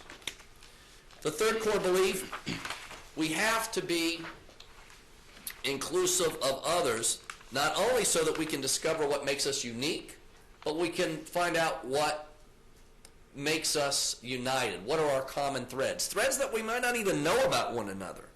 And I think that was a power in the listening tour, to hear people from different perspectives agreeing that they all wanted their kids in Lynchburg City Schools. Many of our families have choices. We know this every day. Many of them want to be in Lynchburg City Schools because they believe in the promise of public education. If we have this commitment to find the common threads that unite us, we can have greater empathy for one another. We can see ourselves in one another while respecting our differences. Differences help add value to ourselves and to our education. It doesn't decrease value.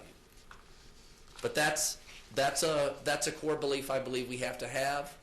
And it's a hard belief to be able to do day in and day out, but we've got to strive toward creating that empathy.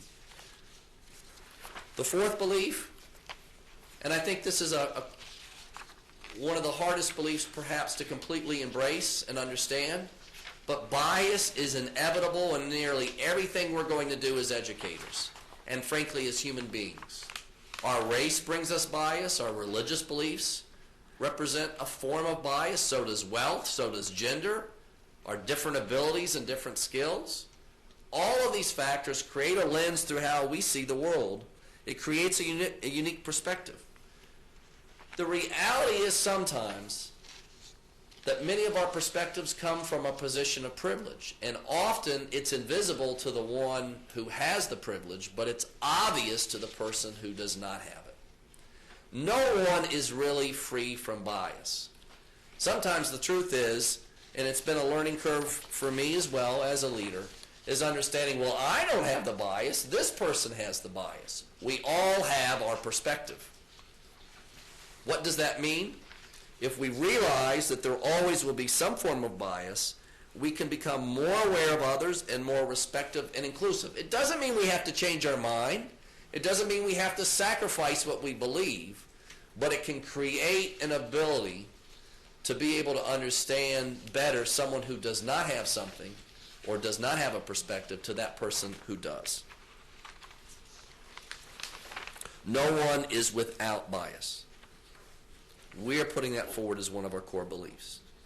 The fifth belief that we want to share is we can become more inclusive of others if we're going to be open-minded. And open-minded means you have to drop the lens that you look through the world. We all have a lens. I wear glasses. I didn't wear glasses 4 years ago when I came to Lynchburg, but I wear them now. But I had a lens even before I wore glasses. All of us have had an upbringing, a set of experiences that give us a perspective of the world. It helps us in a way because we can, it's how we survive, what we've experienced.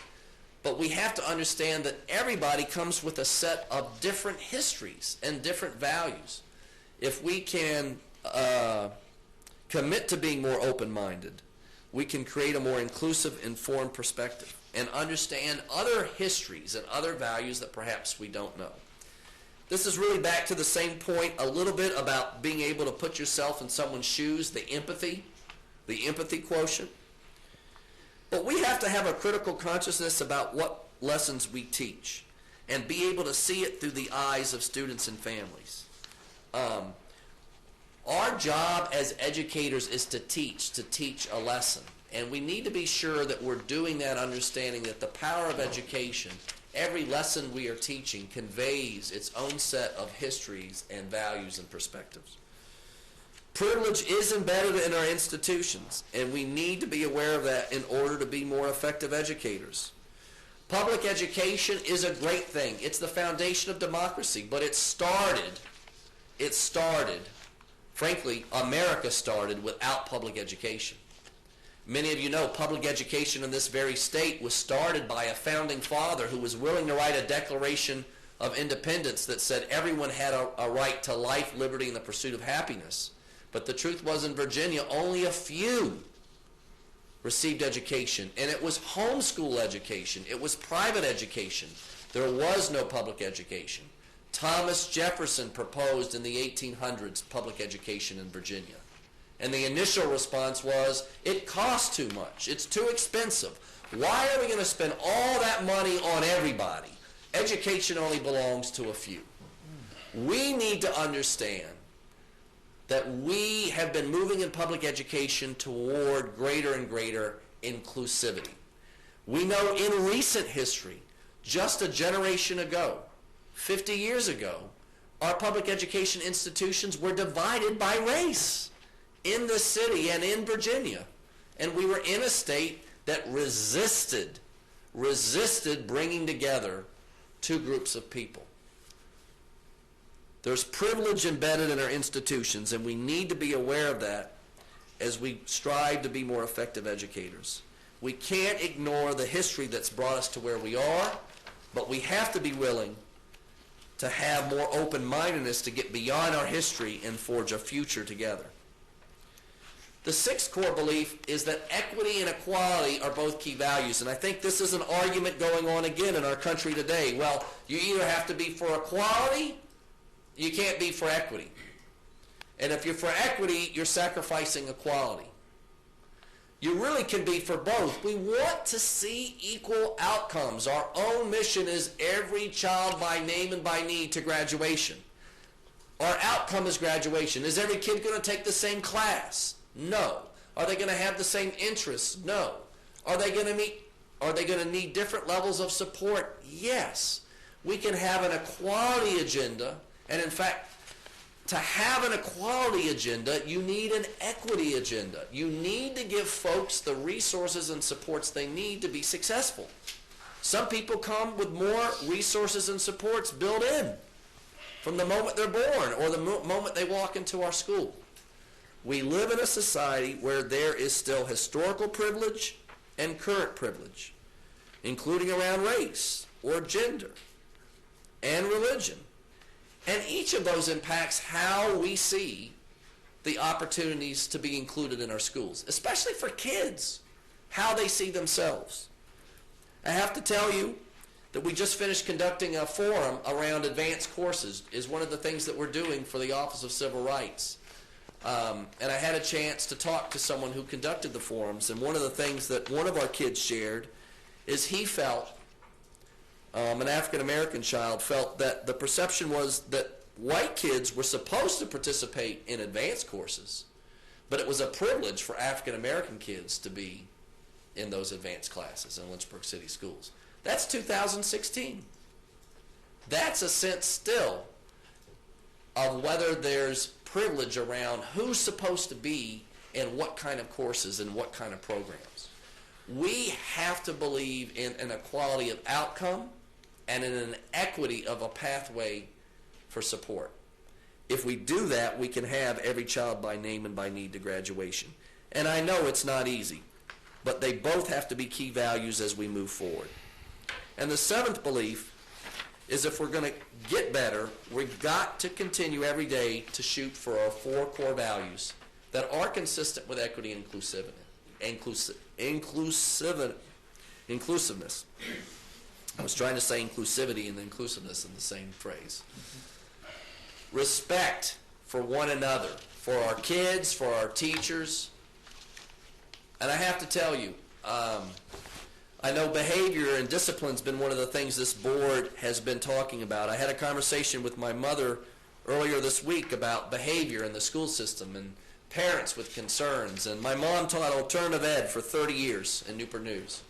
And I said, Mom, a lot of teachers are talking to me about this. Well, the superintendent is doing this and my principal is doing that. Mom, you told me to be a superintendent who listens to teachers. Tell me what you did in your classroom. And one of the things she said to me is, Scott, I told the students on the first day, it's not about the principal, it's not about the superintendent, it's about you and me in this classroom. It's about you and me in this classroom. The foundation of building equity in our system is respect between the student and the teacher. The next core value of integrity means we're going to be honest. We're going to be honest about our strengths as a school system and honest about our weaknesses. I think sometimes still about getting better every day, we want to say that everything's perfect. I don't want to say that everything's perfect. If we do, that means we're not striving to be better. I also, at the same time, don't believe those who think everything is not perfect. There's a lot of success. We continue to bring to this board, as we did tonight and in past sessions, lots of examples of kids doing well. And none of the things that we brought to you, none of them in the last 2 or 3 months have been about a test score. It's been about a kid's performance that reached high levels of regional and state recognition. We have to continue to be honest with one another. We have to be committed to learning. We talked about professional development earlier tonight. We've got to continue to be lifelong learners as adults if we want our kids to model being lifelong learning. And then finally, and perhaps the biggest one around inclusiveness certainly, is teamwork. We have to work together. We can't do it. It's not just one superintendent, though that matters. It's not just one principal, though that matters. It's not just one teacher, though that matters. It's about a whole team working together with parents and the community for a common good, for every child, by name and by need. We know that to do these 7 beliefs, it's going to require training. And it's really, when you look at that whole list, that training is everybody. No one is off the hook around equity and inclusiveness. No one is off the hook. We all have to be willing to sit down and share around those 7 core beliefs what we can do to be better, to be more equitable, to be more inclusive. That includes central office administrators. It includes the school board and school-based administrators, teachers, new employees, just as they enter this division, our students, our parents, and our community. There are a lot of individual characteristics around inclusiveness. You can see race, ethnicity, gender, religion, socioeconomics, differences in abilities, language, sexual orientation, age, physical characteristics. We're really focused at this first draft more around race and religion, which were the 2 issues most raised out of the Dunbar incident. But we recognize there's many other additional characteristics that we need to work to do better with. And of course, the areas of operational focus will include our policies, our curriculum, our discipline and climate, how we do celebrations and observances and traditions, which is a part of what brought us here tonight. Looking at our calendar and how we do holidays, looking about clothing and what we allow or disallow and the symbols that come with clothing. Looking at our partnerships through an equity lens, and looking, again, at accountability and implementation. I'll be glad to take any questions as we go over the final next steps, and we have a document around those areas of operational focus. We want to seek input from various stakeholders, from you, but also after sharing it tonight with school administrators, teachers, and others. We'd like to finalize these guidelines in mid-June and get your feedback before this board turns over. We'd like to begin training around an equity and inclusive agenda that embraces these guidelines and beliefs, and create an FAQ document for support with implementation and update policies. I will say to you this. When you look at this and when you look at the document that I'll return to after I answer any questions on the presentation, some of you might go, gosh, this is a lot. You've got a lot here. And we just talked about more for our staff and our community. It is a lot of work, but it's the right work if we're going to get better. I can't promise you simple solutions around the issues of race and religion in this community or in this country. They've never been simple. They've been in conflict from the moment this country was birthed. But if we're going to do it, if we're committed to doing it, it's going to take a lot of work from everyone, and it's not going to happen in a month or a year. It's going to have to be a continuing commitment that we're willing to get better. The easiest thing to do right now is to continue to try to divide people on race and religion, to find other ways with the characteristics you saw on the page before to divide people. We're in a whole debate right now in our nation around dividing people. I believe we can use these guidelines for Lynchburg City Schools to be the uniters, not the dividers. To be a group of people, to be a school system that still believes the promise of public education is still the best cure for all the things that ail our society today. We can't sit off in our separate camps based on race or religion or any of these other areas and cast stones on one another and think we're going to make our country better or our community better. And I believe that we've brought you tonight a foundation that can help us take the next step. Thank you very much. Questions? comments? Dr. Nilles? I think the way this is written is going to have the opposite effect. It's a focus on and emphasizing differences. You want to bring people together. It's like you get together and you work and you build on what's in common. If we focused on this board on what was different among us, I don't think we'd get anything done. Our focus is on working together and what's good for the school system overall. I don't understand how this, or I don't see how this fits in with the policies overall. This almost looks like a supra-committee policy overseer. It may not be meant that way. I don't know how this fits in.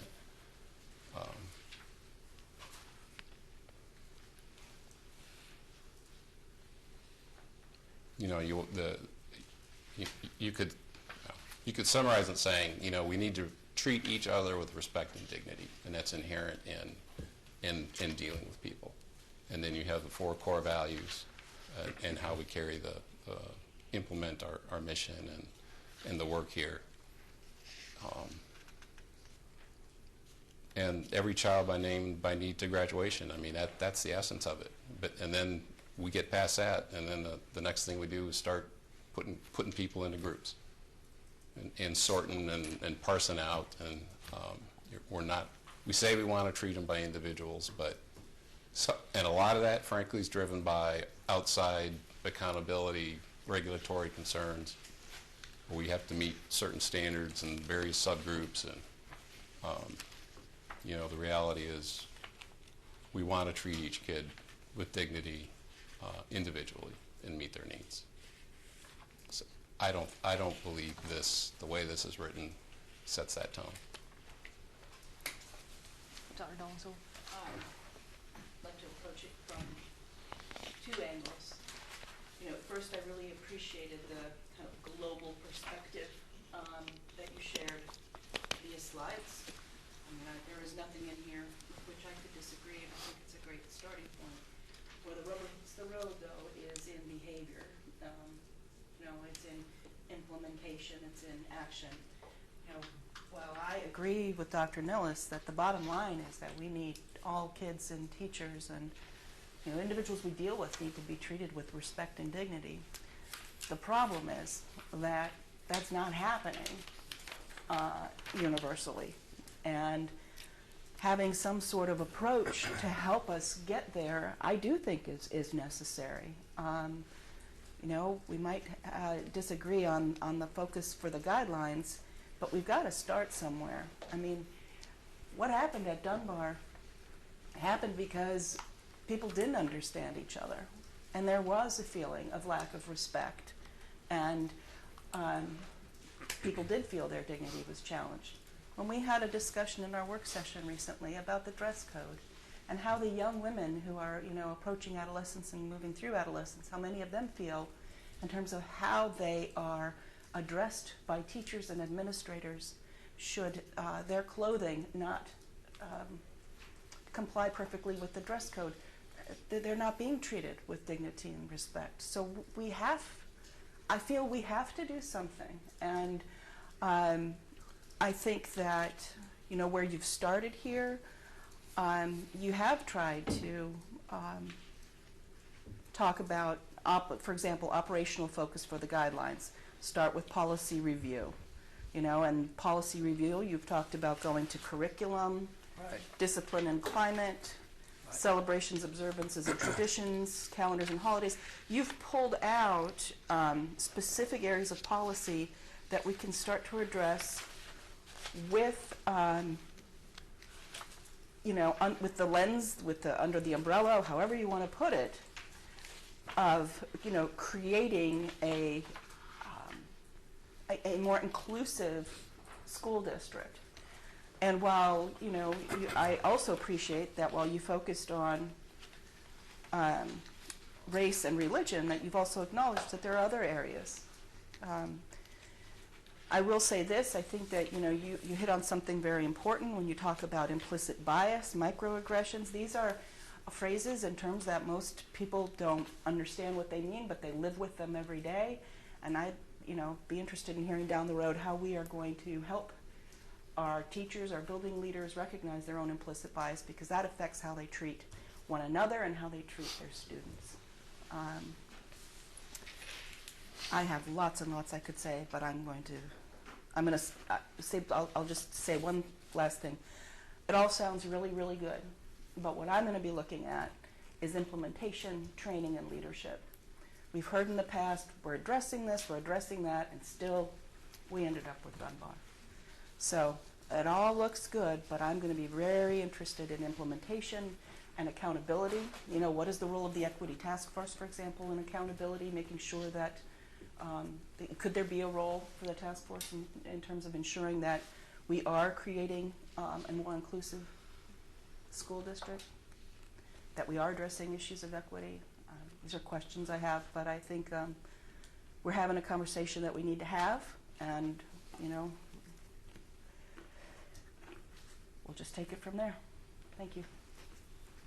Dr. Coleman.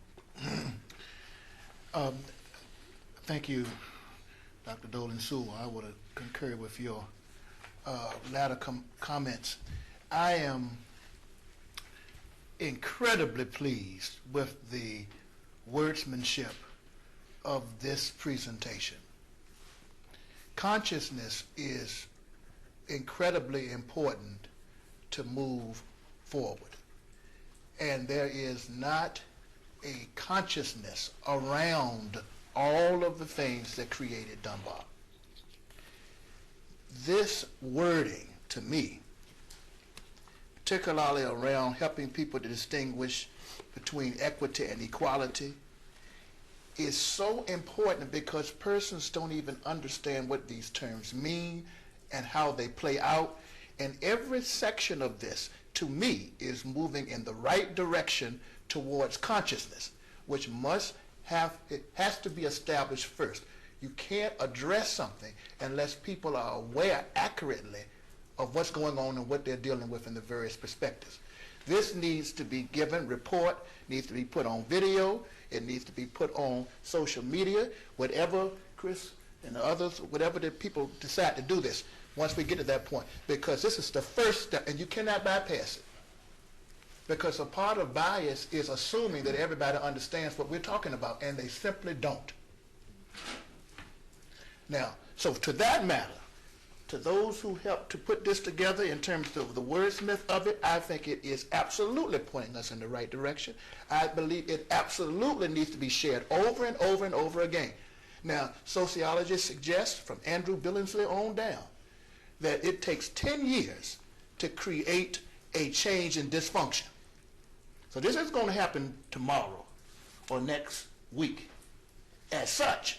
But as Dr. Dolan Sewell was suggesting, with us being aware of all of the different areas, the women, the young ladies, all of that, we can begin to make that huge next step. And so I'm certainly hoping that the procedures that follow this, we talked about the Equity Task Force, but I don't think we necessarily know what the role of the Equity Task Force is in relationship to the school board, and how we're going through this so that no one feels as though this is a perfunctory exercise that's being overridden, and the very four components of respect, integrity, learning, and teamwork don't even happen at that level with all of the participating stakeholders. And so those are my comments on this. We obviously are looking more for specifics around how we will create the appropriate behaviors. But to me, my personal opinion, this is something that needs to be said in this city over and over and over and over. And I will say it and clear my throat anytime I need to when I feel differently. But this was a masterful presentation about helping people to appreciate consciousness. And it can't be that this was the only time that this is heard. Now, how we get it out there, then do the other next steps, I think we will be okay. And I am certainly better. I understand all of the different perspectives, particularly when it comes to religion and that privilege that we have around religion. It helps me to understand all of the other different components. And this problem, though we would not have wanted it to happen, And though it could have been avoided, I'm better. Ms. Poore? I was going to say thank you to the Equity Task Force. I'm technically on that, but I have a standing conflict, so I haven't been able to participate. And as much as I've wanted to, and I know that they've met a lot in the past month, and it took a lot to get this out. So just thank you so much to everyone that gave their time to really think about these hard issues. And I know so many went to all three of the listening tours, and that's a big commitment from our citizens and our friends. So thank you so much to everyone who participated. That's a big deal, and it's so helpful. I'll say too, though, that also highlights my ignorance a little bit in what we have, just the practical realities here. We have the race and the religion, and they have the STAR. This is the areas of the focus, the first phase of the guidelines. I want to propose, especially after our conversations around the dress code, that gender be given a little star too, because there is a reality that we cannot adequately address the reality of our young African American women without also addressing the fact that they are women, young women, and that intersectional reality is really critical in how we talk about them and with them and to them, and trying to help them be treated more equitably in our schools. And I will say that's particularly on my mind because of a lot of conversations I've had with young girls who are excited about the dress code revisions. They read it in the newspaper and they had it on the WDMS, and there is a reality from their eyes, from what they report, that young African American women are treated differently in the dress code policy. It's almost a given that if you're a thin white girl, you're not going to get nailed for dress code stuff, but if you're an African American woman, or young woman, you will. And so I don't think we can accurately hit on this race thing fully unless we also think hard about incorporating gender. I'll just throw that out there to whoever's making these decisions as to what moves forward. There's a lot of cultural competency, obviously, that needs to go along with this, because we take for granted all of this stuff of what's appropriate and what's not appropriate, and some of the stuff is so casual. I think it's interesting, we've gotten really far in our understanding, comparatively, right, in our understanding of casual racism. I think a lot of people are maybe a little more polite about how they are. For some reason, gender really lags behind in that one in terms of what we feel is acceptable to say to young women. So, but I do think, especially in terms of the race piece with our young African American girls, that we really need to think hard about sticking that gender piece in there too. So, and so I don't know, like I said, I don't know the practical reality of the focus of the first phase of these guidelines, what that even means, but I'm just throwing that one out there. So, but thank you to everybody who worked on this. I know it was a lot of work. So. Other comments? Questions? There are, and I don't know what the board's pleasure is tonight, there are the operational areas of focus that Dr. Dolan Sewell sort of referenced. Maybe I can at least just say publicly what they are and mention a couple of what I call the nuggets from them.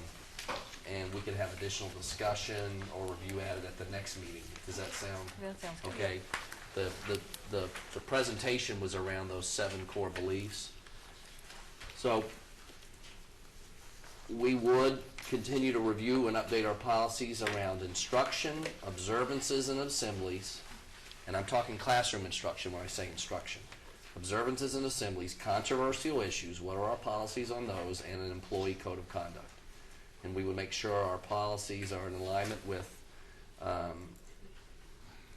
best practice resources provided to us from the Virginia Center for Inclusive Communities and other school divisions that we believe are doing a solid job around equity. Page 69, I'm sorry, I'm on page 69. Curriculum, we would talk about making sure that we are identifying multiple perspectives around our history, making sure in our curriculum that our recognition of religious observances would be as free as bias as possible, with a focus on education. And our action steps around curriculum would include making sure we're identifying dates and related lessons in history that show various perspectives, including race, ethnicity, and gender, including religious observances. We look at a new 5th grade equity and inclusiveness curriculum. That's not next year, but over the next couple of years, we have some flexibility in the state curriculum where we could build that in. Kids right before they leave elementary and go into middle could have a whole curriculum around that. And we would embed this curriculum also in our 8th grade civics and 12th grade government classes. We have existing courses. Relook at our libraries and our curriculum resources to make sure they're inclusive with viewpoints around race, ethnicity, religion, and gender. Make sure we're looking at multiple perspectives when we do history. Continuing our Discover Lynchburg field trips. That's curriculum. We keep doing Black History, but we make sure that that's focused beyond just a particular month or time frame from Martin Luther King to February, but really throughout the whole year. Making sure we're honoring all contributions of folks in our nation and history, not just 1 month of one group. Making sure we teach about religion appropriately with the concepts we talked about above, including with literature, music, or other forms of art. With discipline and climate, we talk about making sure we're welcoming and inviting. We make sure we're doing equitable strategies around discipline, which we have been working on to try to reduce disproportionality. That includes continuing to review discipline regularly, doing surveys around our kids, parents, and staff about a climate of inclusiveness, continuing responsive classroom training. We're actually adding it this year to the middle school teachers. Responsive Classroom has finally a module nationally for middle school folks. And deepening PBIS, which we started 2 or 3 years ago. Celebrations, observances, and traditions. We'd have guidelines to make sure that our celebrations, our programs and performances always have an educational purpose. Inclusion of religion in these performances or programs should be done for an educational purpose with an eye toward inclusiveness and equity, and we've got to be crystal clear about that when we're doing it. We need to recognize, too, that a program or performance that reflects the will of the majority of the community but knowingly alienates other members of the community should be reviewed to ensure it is educational in nature and look at whether there are ways that we can make these things more inclusive for our community. Students, to the degree possible, should be invited to share about their own celebrations, observances, and traditions in an equitable and age-appropriate way. We may not be really fully utilizing our students to teach us the stories of equity and inclusiveness. We sometimes, I think, have had a habit of thinking we need people from the outside to come in. We have folks on the inside, our own kids, who can provide some of the stories that we need to hear for one another. We talked about establishing equity leadership teams at each school to help assess programs and performances, with consultation from our Assistant Superintendent for Student Learning and Success and our Director of Engagement, Equity, and Opportunity. With with our calendar and holidays, we would try to make sure the school conflict avoids conflicts with religious observances when possible. Our calendar would clearly indicate religious observances as well as the birthdays and anniversaries of folks that are important to our shared history. And we would try to do our best possible to make sure holidays aren't promoting a particular religion whenever possible. We'd have the Equity Task Force continue to look at our calendar and consult with diverse groups in our community to provide feedback about the calendar, which we think we can do better than we've done before. Clothing and symbols. We know that religious symbols can be used as a teaching aid if they are displayed only as an example of the observance and are temporary in nature.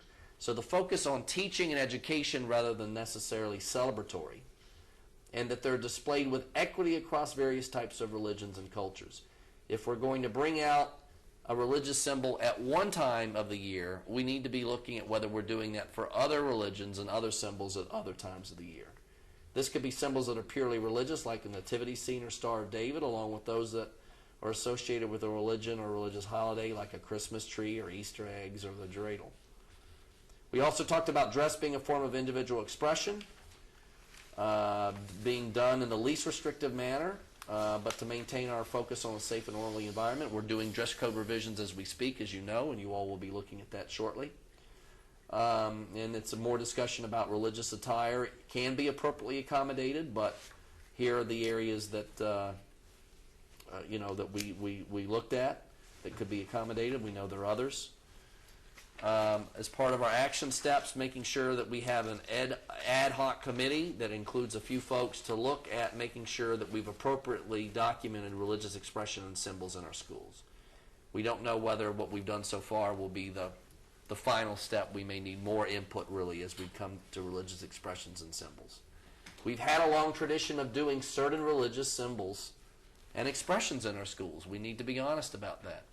And how do we want to do it going forward in a way that people feel inclusive and there's a sense of equity? Partnerships, we want to continue to partner with organizations based on faith. We know they can be valuable for us. The partnership needs to be based on educational needs of our students, not on promoting the particular organization or its beliefs.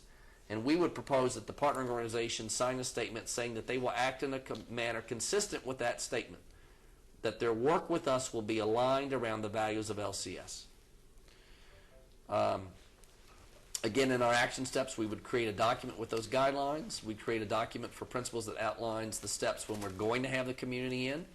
That would include letting the equity leadership team take a look for feedback before it's approved. Getting final approval from assistant superintendent. And then sharing out the information based on the template we create to the outside group. For opt-outs, we believe that opt-outs are by their nature exclusive, and we want to be inclusive and educational, that opt-outs should be a means really that only are used for family life education and field trips. We really believe any other requests for opt-outs would need to be reviewed by the school administrator and central office, because we don't want to signal that opt-outs become a way to opt out of our curriculum and our program. There should be rare incidences, if at all, when a family would want to opt out of an educational activity. So other ways around accountability and implementation of these guidelines, we talked about creating a tip line for folks to give us feedback. The surveys that we talked about doing twice a year, listening sessions that are held at a school level. A principal's cabinet, which we've had, we continue to have, listening to kids. Making sure we have a procedure to hear complaints, that's clear to everyone. We do have a way to have people share complaints, but I don't think it's clear to many in our community. More professional development with several groups you can see in here. The Museum Institute for Religious Freedom, providing summer professional development for our central office and building administrators. Helping create for our equity leadership team professional development for them to really build in each school people with the skill set, the cultural competence necessary to make the reviews. We've reached out to people, but we haven't necessarily trained them. They've all brought their own bias, and we've already agreed as one of our core beliefs, everyone has a bias. How do we really train to have people make sure they can understand their bias as they make decisions on behalf of others far beyond just themselves? And we would continue to update the Equity Task Force membership to make sure that we fill open slots, replace non-attendees, and plan a retreat for those task force members and LCS administrators to clarify priorities, roles, and work. So those things are some additional things. If we want to talk about, I mean, we certainly can get any immediate feedback, but talk about at our next meeting. And I hope that's helpful to you to explain in more detail beyond the beliefs we shared. Dr. Donzel. I have a question regarding timeline for the process around these guidelines. Do we, I guess, prioritize policy review then in the next few board meetings that would include incorporating these guidelines? I mean, what's the next step? Well, we want your support. We want to see if there's consensus around the 7 beliefs we shared, and we want to start to get feedback on our proposed action steps around the areas of focus that we outlined for you. We know that it will require additional detail and work, but this can help us sort of get started in the direction if you feel this is the right direction to be going in. Dr. McLean, do you want to add anything to that? Not much. Just I would echo, we need to make sure that what we're doing is on the right track, and then we would look at the implementation steps and can establish a timeline for the different pieces. I guess that was my thing was there's a lot, and there's a lot that involves, individuals at schools, and there's a lot that involves the administration, there's a lot that involves the equity task force. I'd really like to kind of see this in a chart form, spreadsheet with timeline, who's responsible for each action item. I think it would be easier to kind of comprehend, is this a doable plan? What's your timeline? Is everything, are we asking teachers to do, professional development on this year? I guess to have a better sense of, are we headed in the right direction? I think we are, but I would like to see it kind of broken out to make sure we've got a plan that we can actually take action on. Understood. And then I will refrain from making any specific comments on guidelines until we actually have the guidelines in front of us. Does that make sense? Talking about a plan, because I'm guessing we'll have another opportunity to review the guidelines. Is that? Yeah, I mean, this would come within back. the context of a given policy, for example. For example, religious symbols.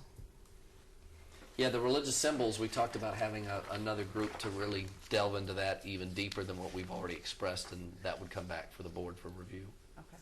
Yeah, and I'm going to say this too. I mean, that's what I kind of envision. I mean, you'd have to have the guidelines with the policy that you're reviewing at the time to be able to be able to assess that policy based on the guidelines that have been accepted. So I'm not sure you want to see the guidelines not accepted until the policy. Well, I guess, like, for example, I'll just give an example because I'm sure everybody, we all might have one or more issues with different guidelines, but an example guideline for me would be religious symbols may be used as a teaching aid if they're displayed only as an example of the observance and are temporary in nature. I get that. But then we get to nativity scene, Christmas tree, Easter eggs.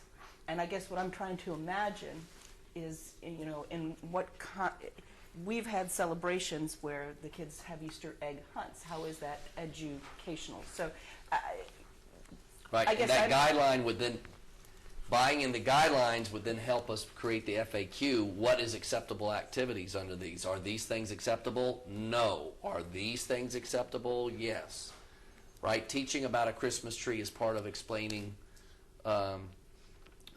religion and the Christian religion would be appropriate. And if the teacher wanted to show a Christmas tree or have a Christmas tree to explain that during that time.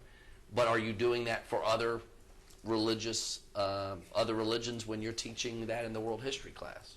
Right. So this would probably, like religious symbols, then would really probably only apply to a certain age group when world history is being taught or compared to well, religion. but we have social studies at elementary, middle, and high, and almost every kid has social studies in classes. It does start to pull out what's educational versus celebrational. Yes. Yeah. Dr. Coleman. I feel very comfortable that admin will bring back that chart, because I think that is important, because each piece needs to understand role and boundaries, and where is there a good piece for collaboration around this. And I think once everybody can understand how that's going to work, how it's going to work, and the sooner the better, then we can move forward with this. I do appreciate board members' feedback about phasing, your earlier comment about something taking 10 years. We got to figure out the right balance that we're moving toward getting this work done, but also moving in a way that people have time to understand fully what the guidelines are, to have the training so that folks can do. That's the balance to figure out, right? Don't go too fast, don't go too slow. Figure out how to go just right and give people the training they need. I'm under no illusions, even listening today, that any of this is going to be 100% consensus from everybody. I don't believe it's going to be. It's building the best consensus we can to move forward, and that this is moving us in a direction that gets us better. That's the biggest thing, I'm working to learn tonight, and that we'll go back and use your comments to bring forward additional information at the next board meeting. Anybody have anything else? I just underscored that this is really a good conversation that we're about to have in the city of Lynchburg, and a good path towards equality and equity in religion, race, respect, gender, physical characteristics and all of those things. And we all must come to the table and be open-minded and deal with this. I think I'm so glad to be alive at such a time as this. All right. Do you feel like you have what you I'm good for right now. Do you have anything, Dr. McLean, that you want? Not at the moment. Okay. All right. We will move on then to item I6, capital improvement plan, Paul Monroe Elementary School, and we do have a replacement item. Mr. Copeland is not here this evening, but Mr. Gasky, our Director of Facilities and Maintenance, is going to come up. Good evening. During the May 3rd school board meeting, a real allocation of funds was approved in an amount of $275,000 to cover the costs of replacing the chiller at Paul Monroe Elementary School. The chiller is currently operating at 50%, and due to the age of the unit and continued repairs would become more costly than replacing the unit. The City of Lynchburg Office of Procurement this afternoon received a total of 2 bids for the chiller replacement project. The school administration recommends Southern Air based on their bid of $183,000, which was the lowest bid. And as you can see, all the other bids, or the other bid is listed there.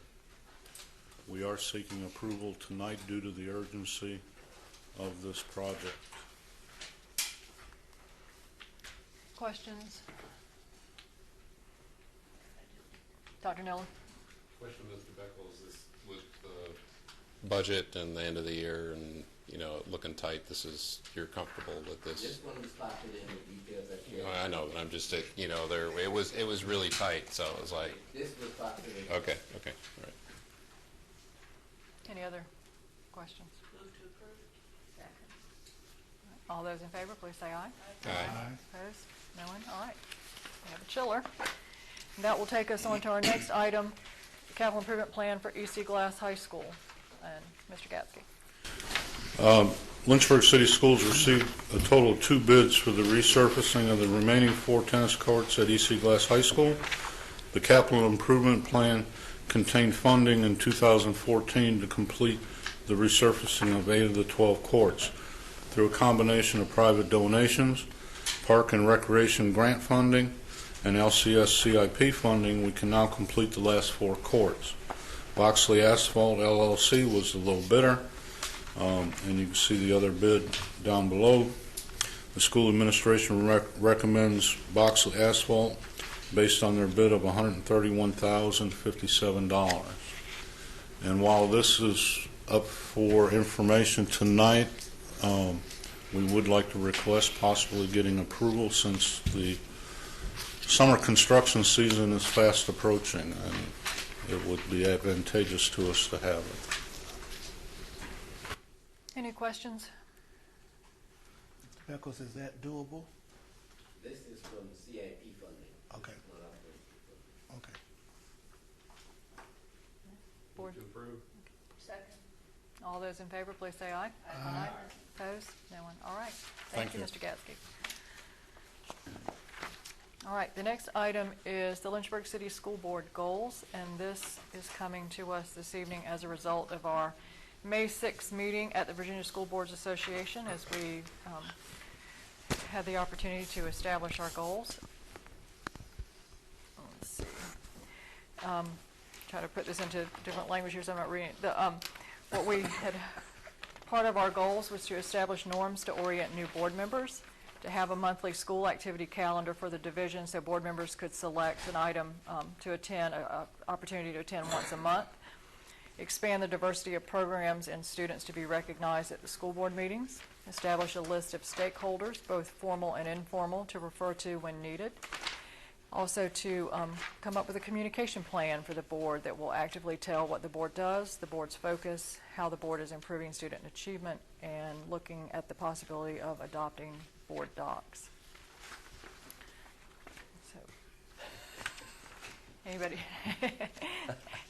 anybody want to make any comments on this item? Ms. Carter? Just some details. To have the monthly school activity calendar wasn't just to have one. but that we're trying to be attentive and aware of some of the concerns that the schools are stating, that maybe they need to see us more or be present at the schools for different functions. And that was the primary reason to try to go out to make sure we're present at different functions and to be in attendance and see the students achieve. Any other comment? Second. All those in favor, please say aye. Aye. Opposed? No one. Motion carries. All right. That takes us to superintendent's comments. Dr. Brabrand. Thank you. First of all, I'd like to share with this board, we have been meeting in work sessions around school discipline, and I appreciate your time and extra efforts to be a part of those conversations. I know the last work session there were 2 pieces of feedback around cell phone policy and dress code. All those things, plus the earlier things, have been updated in the Section 7 around discipline. You may have gotten a hard copy this evening. And I think you will find that we have tightened the cell phone policy, and we have broadened to be more inclusive our dress code policy. Of course, you'll be the final judges of that and give us feedback on that at our June 7th meeting. But we wanted you to have this to be able to look over in the next couple of weeks before we bring a formal presentation to you in June. Very good. I wanted you to know that the EC Glass Engineering Program has been selected as the Region 5 winner of the 2016 Creating Excellence Program, and Kim Hansen does an amazing job with that. It's around creating annually recognizing exemplary programs and partnerships in career tech. They'll be given a ceremony and a luncheon in Richmond in June, so wonderful to the engineering program at Glass. The Blue Angels are coming into Lynchburg, many of you know. We're doing several things in partnership with them. There's an assembly at Glass for high school kids, Blue Angel pilots. Leland Melvin and others will be talking to kids, including a female stunt pilot, talking about her life as a stunt pilot. Some of our middle school kids will be able to go to the airfield and learn about how the Air Force has served the country. There'll be mock airdrops of supplies, and there'll also be some displays on the Tuskegee Airmen. In the afternoon, middle school students already at the airfield and high school students who were at the assembly will see a practice show by the Blue Angels, weather permitting. And one of our own, the EC Glass Associate Principal, Rose Floor, has been selected to fly with the Blue Angel pilot during the practice run. So that will be an amazing experience. We've asked her to put a GoPro on, and maybe we can share that at the next school board meeting. I want you to know we did a lot of celebrations. This one's right hot off the press, a regional science fair. Computer science, second place winner at was a Lynchburg. This is the regional science fair. By the way, I just have to say this. I'm looking. Almost every one of the top winners in the regional science fair is a Lynchburg City School student. And I just need to say that. The state thing that we just did for the National History Day, Lynchburg was overrepresented at the state National History Day. Every regional and state competition, our kids are excelling above and beyond. We have our work to do, but we're doing great work. And both things are possible to say in the same sentence. Computer science, second place from Dunbar, Jeffrey Wooders, Password Security, second place in computer science regionally. In engineering, third place, Dylan Mayang from Lincoln. Alicia Oates from Dunbar won first. And then we had 2 second place winners, Luke and Aiden Palace from Lincoln Middle School. That's all engineering. Earth and planetary science, we had a first place winner from Dunbar in Eugene Kim, and Alex Taylor got a second place from Sandusky. In environmental science, we saw a second place winner in Lydia Macca and Michelle Murata from Dunbar and Lincoln respectively. Engineering and transportation, Anthony Maricini came in second at Lincoln, and first place was Cy Pabas from Lincoln. Invertebrate zoology, first place and the grand prize winner went to both Caleb Mink and Eugene Rowe, both from Dunbar. And finally, for I'm going to miss one. For physics, we had a first place winner from Dunbar, Harrison Edmonds. Plant sciences, we had a second place winner, Aiden White and Jed Howard from Sandusky and Lincoln, respectively, tied for second. And we had a first place winner from Dunbar, Caroline Russell. Really proud of all these kids. I want you to know that I'm very excited that we have a new city manager for the city of Lynchburg, Bonnie Severchek. I look forward to working with her in the years ahead to continue to make our school system and our city stronger. And I want to thank the Education Foundation for an amazing grant reception. We get over $70,000 a year in support from them to help our teachers innovate in the classroom. And it's a wonderful support from the community and our business community to make that happen. So thank you very much, and I hope, and many of you did get to go to that. It was a wonderful event. Thank you. Thank you. Board comment, Dr. Olensel. Yes. I have the pleasure today of distributing the annual Bank of the James Ronald V. Dolan Citizenship Award to graduating seniors from Region 2000 high schools. So this includes both public and private high schools. And I wanted to let you know that about the students from Heritage and EC Glass. From EC Glass, we have Jacob Douglas Smith, and from Heritage, Dong Nguyen. And these individuals were selected for a $500 award because they have shown loyalty, integrity, trustworthiness, and a genuine concern for the well-being of others. It's always a delight to go to this particular ceremony. Obviously, it's one close to my heart, but to see our students receive awards that are not just academic in focus, but also are given on the basis of the content of their character. It's very gratifying. So congratulations to those two students. Excellent. Anyone else? Dr. Coleman? I just want to be brief in mine, just to say thank you to Lynchburg City Schools. This last 2-week period has been very emotional for me, but I know that my son, who graduated from Lynchburg College, a product of Heritage High School, and my daughter, who just got married, a product of Heritage High School, that the Lynchburg City Schools have done an excellent job in helping families like mine, and I'm appreciative of that. And I thank each of you for understanding the challenges I've been going through over these last few days and so forth. But I just wanted to say that, and hoping that all is going well with the SOLs as they're unfolding. Anyone else? All right, and we do have some graduations coming up in June. Opportunity for board members to attend these. Laurel Regional School, June 6th, 7 o'clock.